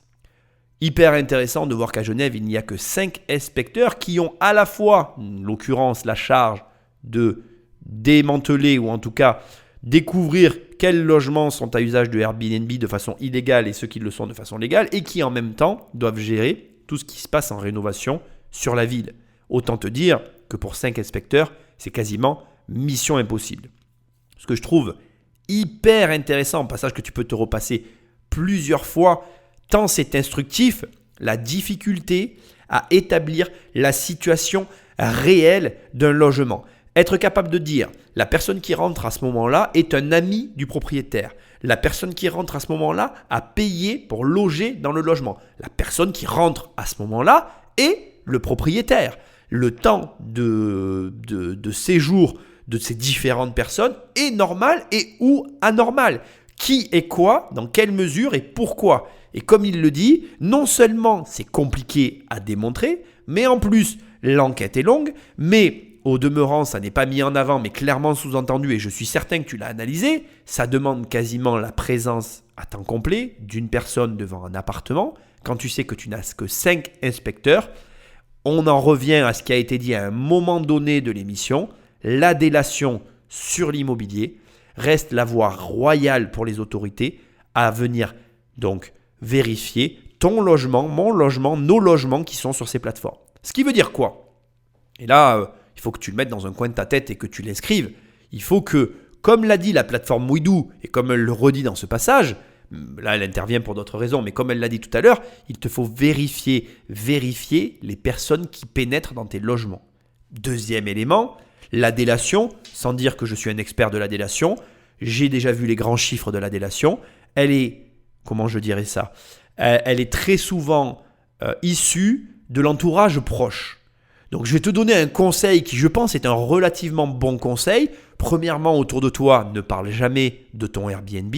Deuxièmement, si tu en parles, ne donne jamais tes chiffres. Parce que la délation, là encore, ça n'est qu'une histoire d'argent.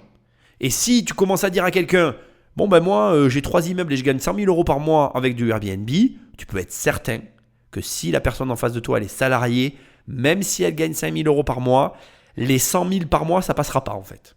Quand j'entends des chiffres comme cela, autant te dire que ça doit être réalisable dans les grandes villes. Alors tu vas me répondre, mais Nicolas, c'est pas tout le monde qui a un immeuble à Paris. C'est vrai, mais si tu as un immeuble à Paris, mon ami, ça peut rapporter gros.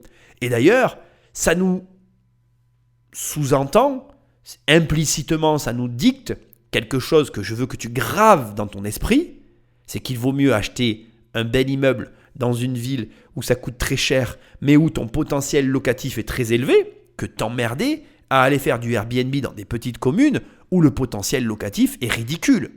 À jouer, autant jouer gros. Parce que, à ce stade, le paysage est en train de se dépeindre devant tes yeux. Et au jeu du Airbnb, tu joues contre les politiques, qui clairement, d'une façon ou d'une autre, t'ont dans le viseur. Donc tu joues à un jeu. Et quand on joue à un jeu, on joue gros ou on joue pas. Parce que si tu joues petit, je vais te donner un conseil, revends pour passer dans la catégorie supérieure. Parce que quand tu perds, étant donné que tu sais que tu vas perdre gros, parce que si tu es dans une petite commune ou si tu es dans une grande commune, dans tous les cas, tu es dans le collimateur des hommes politiques. Et dans ce collimateur-là, tu joues gros dans tous les cas. Alors, à jouer gros, autant avoir joué gros et avoir gagné gros. Parce que si tu as joué petit en jouant gros, bah, tu risques de perdre plus que la mise initiale. Et là, ça serait vraiment ballot. C'est un conseil que je te donne.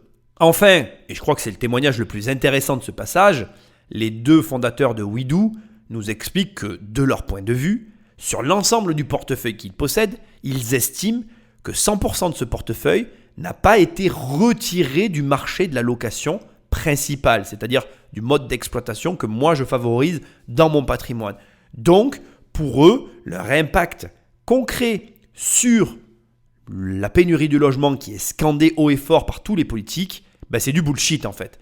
Pourquoi ? Parce que de leur point de vue, s'ils se retiraient, s'ils fermaient leur boîte et qu'ils restituaient les logements à leurs propriétaires et qu'ils arrêtaient Airbnb, ces derniers ne les mettraient pas en location à l'année. Donc de toute façon, il n'y a pas de débat, il y a juste une mauvaise interprétation de la situation et tu vas voir qu'il y a un autre extrême qui n'a pas encore été vu et qui va être mis maintenant en avant dans l'émission et qui est très intéressant, à savoir les régions où il y a peu d'attrait touristique et où, lorsque Airbnb s'installe, les touristes arrivent.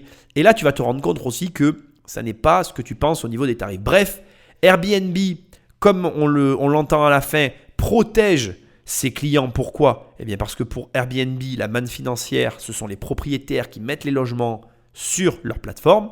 De la même façon que pour les hommes politiques, la perte financière est due à Airbnb.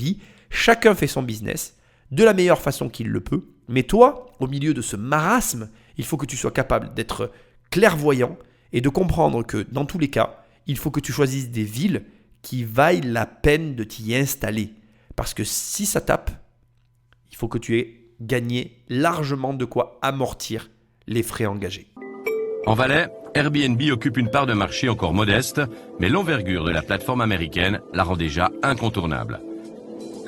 Pour jouer gagnant sur le marché de la location de vacances, les professionnels jouent sur tous les tableaux. Airbnb, il faut savoir, c'est relativement nouveau sur le marché. Malgré qu'ils aient une expansion très importante chaque année, On a un taux de réservation par Airbnb aujourd'hui qui est relativement faible. Mais chaque jour, chaque semaine ou chaque mois, on a un peu plus de réservations par Airbnb. Selon la plateforme qu'on utilise, le prix de location d'un logement, comme la marge bénéficiaire de l'agence, vont varier. Dans notre exemple, en passant par Booking, le client paye 400 francs par jour, donc 2800 francs par semaine. Il doit ajouter 450 francs à titre de frais de service de l'établissement par séjour, mais le montant n'est pas facile à trouver. En fait, ce sont les nettoyages. Total, 3250 francs. En louant par Airbnb, cette fois, le client paye aussi 400 francs par jour, 2800 francs la semaine, plus 450 francs de nettoyage. Mais là, il faut encore ajouter les frais de service de Airbnb de 246 francs pour un total de 3496 francs. Si au contraire, le client passe directement par l'agence, il aura la possibilité de négocier un prix de location. Pour une raison toute simple, l'agence doit rétrocéder des commissions à ses intermédiaires, 12% à Booking et 5% à Airbnb. Pour le client, Airbnb est donc plus cher que Booking, qui est plus cher qu'une location directe. Partout où Airbnb est présent, je crois que les prix sont plutôt à la hausse plutôt qu'à la baisse. Cette introduction met donc en avant le canton de Valais, en Valais d'ailleurs, comme c'est dit au départ, qui est un canton qui est limitrophe pour partie avec la France, au niveau de l'ouest, et au niveau de tout le sud du canton, on est limitrophe avec l'Italie. Et après, ça continue. Ce canton ici, en tout cas dans l'émission, ce qui est mis en avant, c'est des villages où Airbnb ne s'est pas encore déployé au moment où l'émission a été tournée. Ce qui est intéressant, dans les exemples qui sont mis en avant par les journalistes ici, c'est qu'on fait via des comparateurs et sur Internet une opposition de tarifs à la semaine par rapport à une réservation en direct, une réservation sur Booking et une réservation sur Airbnb. J'estime, même si le tarif n'est pas donné à 3000 francs, à 3000 francs, le montant de la réservation en direct, à peu près dans ces eaux-là grâce aux négociations, on est à 3250 francs sur Booking et on est à 3496 francs sur Airbnb.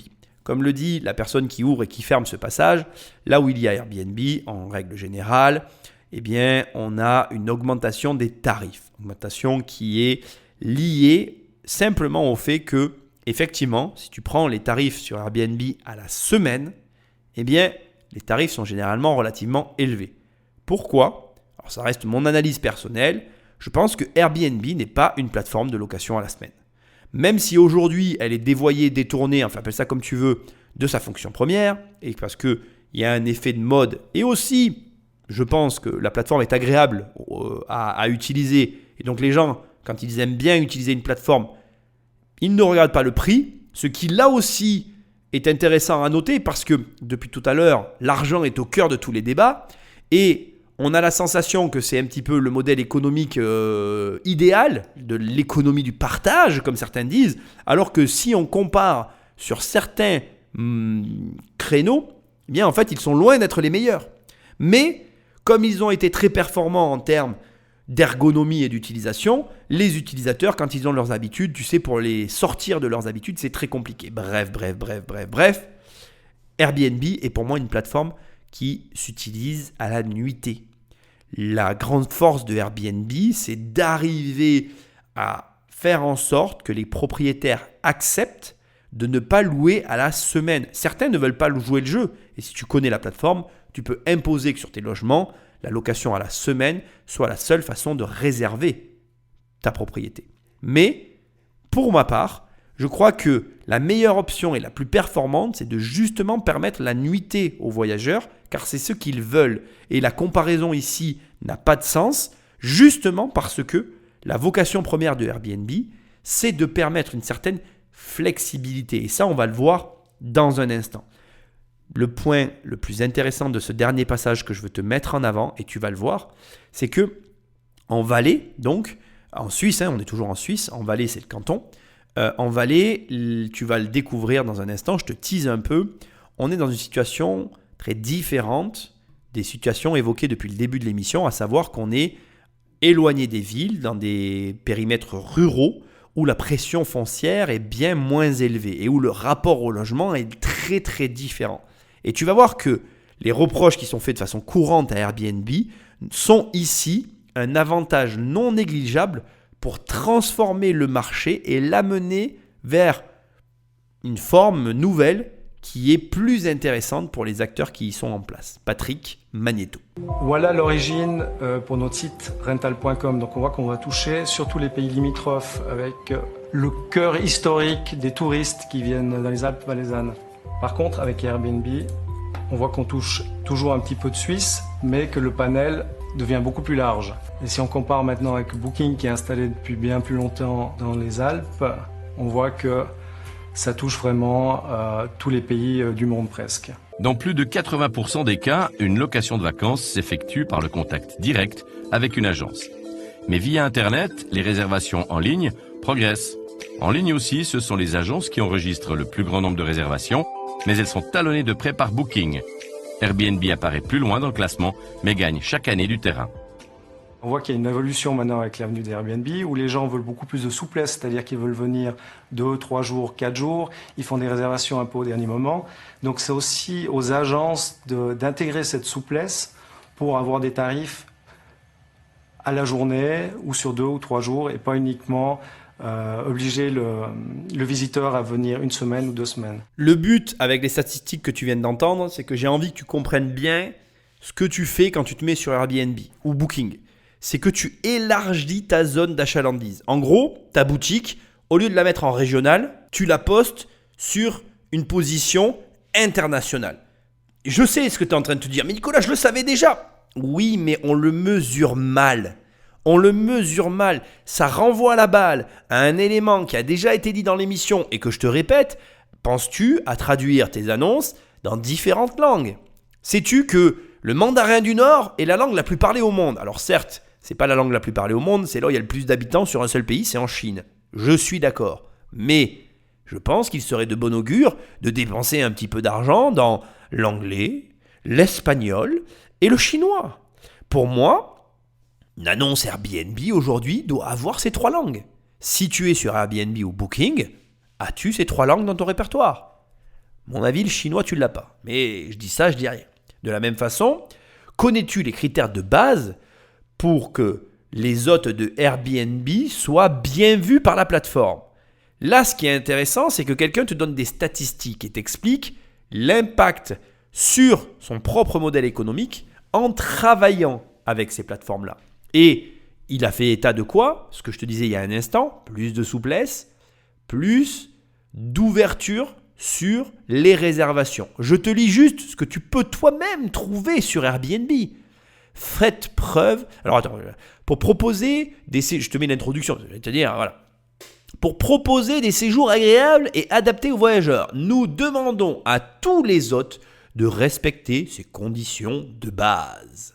Premièrement, faites preuve de réactivité. Maintenez un taux de réponse élevé en répondant aux demandes d'information et de réservation sous 24 heures. Ça sent la note. Ça sent la note. Ta vitesse de réponse est appréciée par l'algorithme. Si tu ne le sais pas, je te le dis. Acceptez les demandes de réservation. Faites en sorte que les voyageurs se sentent les bienvenus en acceptant les demandes lorsque vous êtes disponible. Ça sous-entend, et là on peut comprendre aussi la personne qui choisit de déléguer, d'être disponible 24 heures sur 24. Car oui, le joli monde d'Internet ne dort jamais. Parce que moi déjà, il m'arrive des fois, quand j'ai des contrariétés, à 1h du matin, de surfer sur Internet et de dépenser de l'argent. Et ça, tu ne peux pas l'empêcher. Troisièmement, évitez les annulations. Nous prenons les annulations au sérieux et demandons à tous les hôtes d'éviter d'annuler les réservations des voyageurs puisque leur projet de voyage en dépend. C'est évident, mais de le lire, ça fait bizarre. Et donc, tu dois faire en sorte que l'annulation ne rentre pas dans le processus, ou plutôt que dis-je, dans l'expérience du voyageur. Le voyageur dixit le client, le pognon, le fric, le flouze, la monnaie. Ok ? Dernier point. Maintenez une bonne évaluation globale. C'est le 4e et dernier point. Les voyageurs aiment savoir qu'ils peuvent compter sur un niveau constant de qualité, peu importe leur destination. Et là, on est clairement en mode McDonald's. Il faut que le Big Mac ait le même goût partout où tu vas aller le manger. Et pour ça, on te demande de fournir des équipements de base et d'avoir une exigence globale sur ton logement. Tous ces éléments, bien évidemment, tu le trouveras dans Airbnb, dans l'onglet politique et normes des membres, où on t'explique très gentiment ce que tu dois faire. Et c'est intéressant parce que, effectivement, la petite révolution d'Airbnb, c'est de proposer une nouvelle expérience sur un schéma poussiéreux qui, comme je l'ai dit dans cette émission, ne demandait qu'à être dépoussiéré. Donc, garde tout ça à l'esprit et pense que tu touches le monde entier. On ne le pense pas, mais adapte-toi à cette demande. Même si je le sais, et pour suivre certaines personnes sur Internet, je vois les photos de leurs appartements parfois laissés dans un triste état suite au passage de quelques voyageurs. Eh bien oui, effectivement, ça n'est pas facile, mais il faut faire avec. On ne gagne pas d'argent sans rien faire. En tout cas, moi, je n'ai jamais trouvé cette formule et je ne la propose pas, même pas dans mon programme 1 million, parce que je te fais gagner certains millions d'euros de patrimoine et pas sur ton compte. Mais là aussi, je te fais travailler. Donc sans surprise, va te falloir faire des choses pour avoir du pognon. Allez Patrick, envoie-moi la suite. Avec 3000 habitants à l'année et 30 000 en haute saison, Verbier présente une situation intéressante pour une plateforme comme Airbnb. Ici, l'hôtellerie ne couvre que 10 à 15% des nuitées touristiques et Airbnb peut contribuer à réchauffer des lits froids. À Verbier, on est une station de propriétaires principalement, donc il y a énormément de chalets et d'appartements et je pense qu'Airbnb apporte une facilité de mettre ses biens en location. Petit résumé, parce que peut-être qu'à ce stade tu es un peu perdu et sur cette dernière partie c'est vraiment important pour moi, ça va être très rapide parce qu'il y a une suite, tu vois. Ça va être important pour moi donc de recentrer le débat et de bien te faire comprendre là où je t'emmène. Donc ici, depuis tout à l'heure, on est dans le canton de Valais, en Valais, et on est sur une partie de l'émission où on nous montre en fait une région où il y a moins de pression foncière et où moi je te montre à la fois des chiffres d'Airbnb et ce que ça implique et des conséquences différentes de régions où la pression foncière est très élevée. Ce qui est intéressant ici, c'est que c'est un des derniers points à souligner, c'est qu'on est très souvent, en l'occurrence sur des villes de propriétaires où tu as un volume de lits inhérent aux habitations des particuliers et des hôtels. L'ensemble de ces lits est représenté seulement par 15% au niveau du marché hôtelier. Autrement dit, en gros, tu as des habitations qui sont autorisées par l'urbanisme et qui sont en place. Et sur ces habitations, tu as une infime fraction qui est représentée par de l'hôtellerie et qui peut permettre d'accueillir des voyageurs. Autrement dit encore, on est dans des régions assez pauvres en mouvement et en passage de touristes, mais de par aussi le fait de la structure où on a des propriétaires non occupants qui ont des résidences secondaires dont ils jouissent lors de leurs vacances et qui, pour le reste du temps, n'y sont jamais à l'intérieur. Je sais de quoi je parle, nous avons eu des maisons secondaires.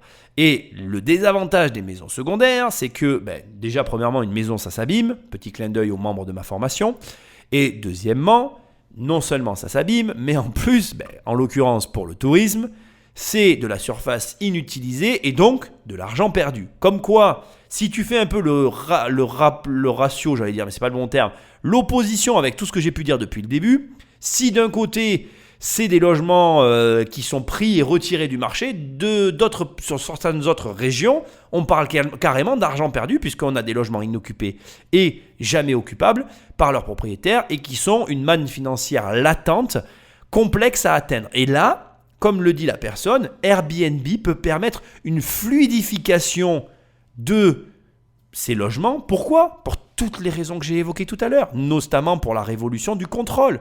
Le propriétaire sait en direct qu'il y a dans son logement. Il ne peut pas y avoir de magouille ou d'opacité à ce niveau-là. Ça le met en confiance pour proposer sa maison. Et s'il est bien accompagné, on peut transformer le Airbnb en une véritable opportunité à la fois pour le propriétaire et pour la région qui a cruellement besoin d'un peu plus de passage sur ces territoires. Sans plus de transition, Patrick, balance la suite. Direction Sierre maintenant. Tiers, où cela fait 4 ans que l'Observatoire valaisan du tourisme décortique le fonctionnement d'Airbnb. Un véritable baromètre pour la branche. L'arrivée d'Airbnb, c'est quelque chose d'extraordinaire. L'avantage, c'est que ça amène du monde, ça c'est certain. Ça permet aussi à des gens de mettre leur logement en location de manière beaucoup plus simple et beaucoup plus démocratisée que par le passé. Et ça reste très très important.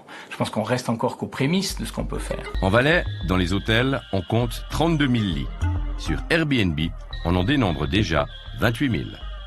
Au début, Airbnb, c'est un phénomène urbain.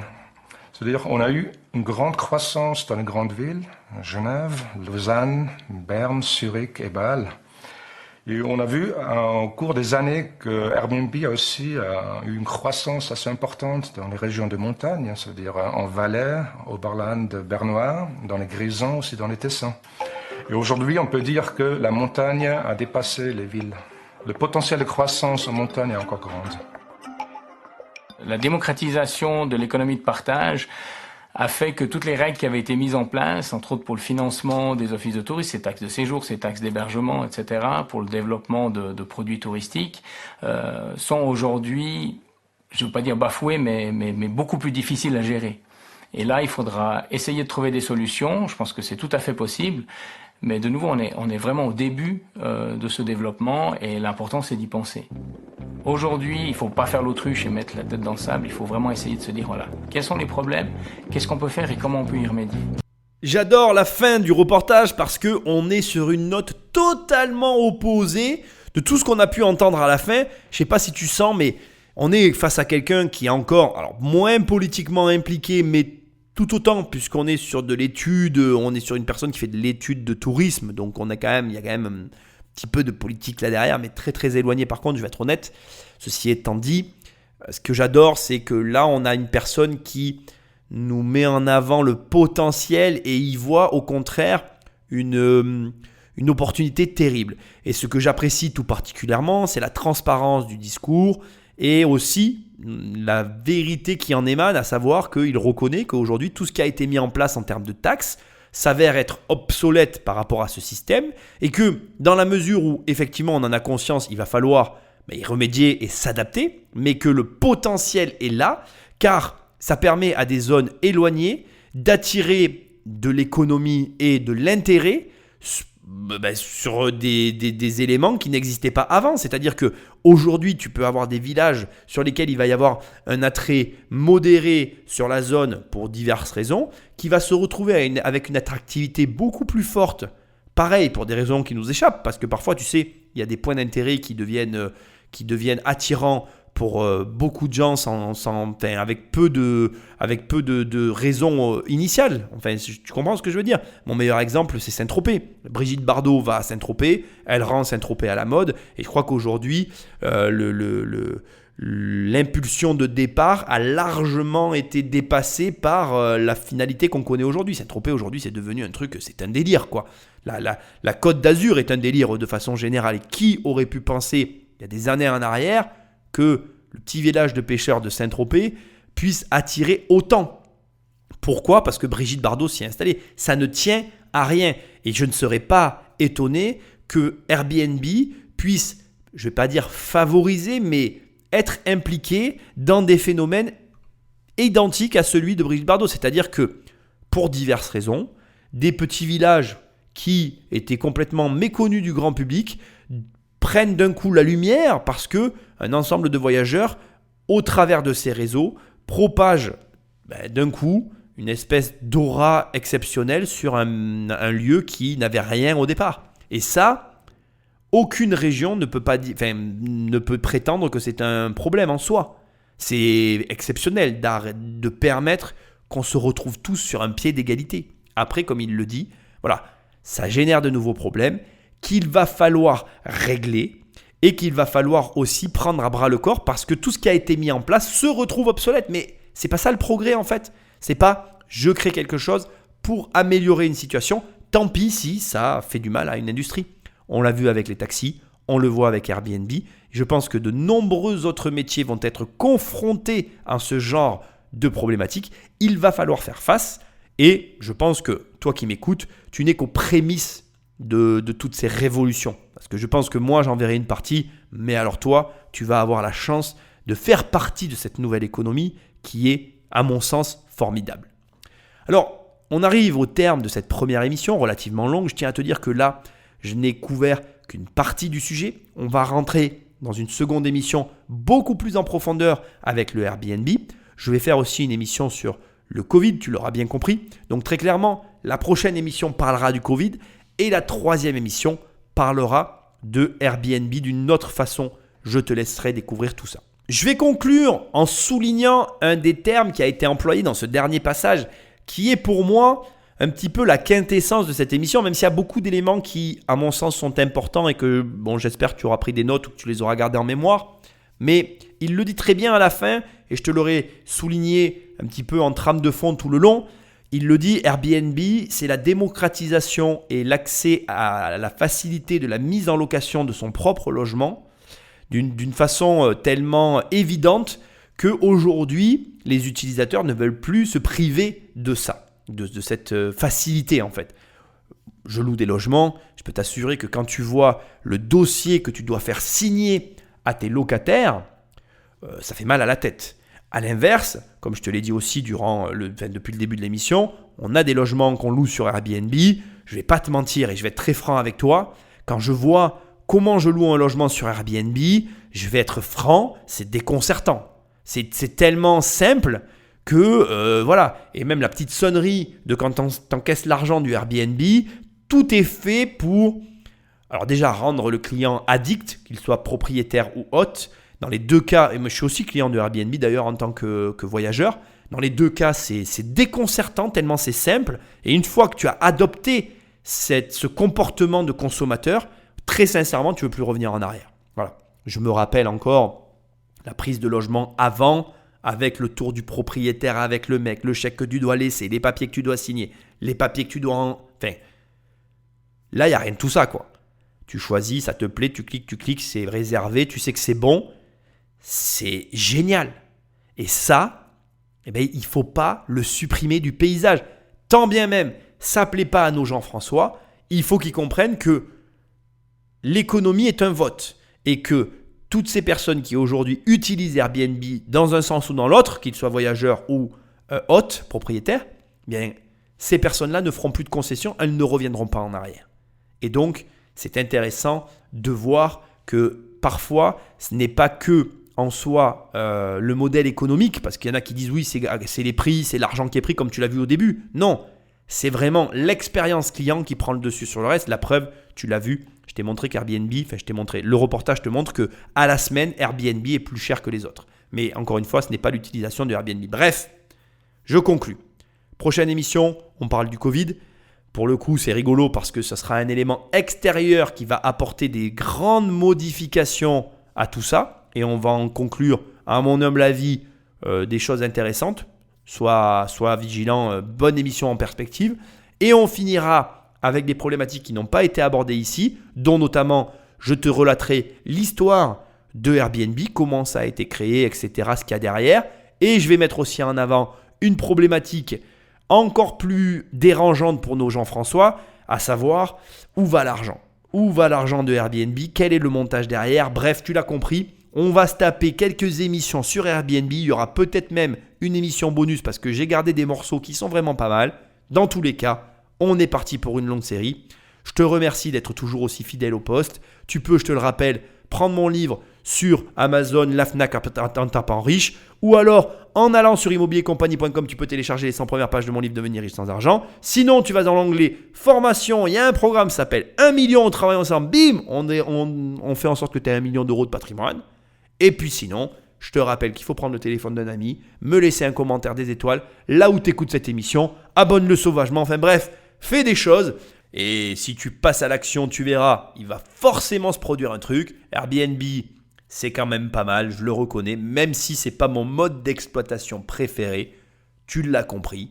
Au demeurant, on se retrouve dans le prochain podcast et je te dis à très bientôt dans une prochaine émission. Salut!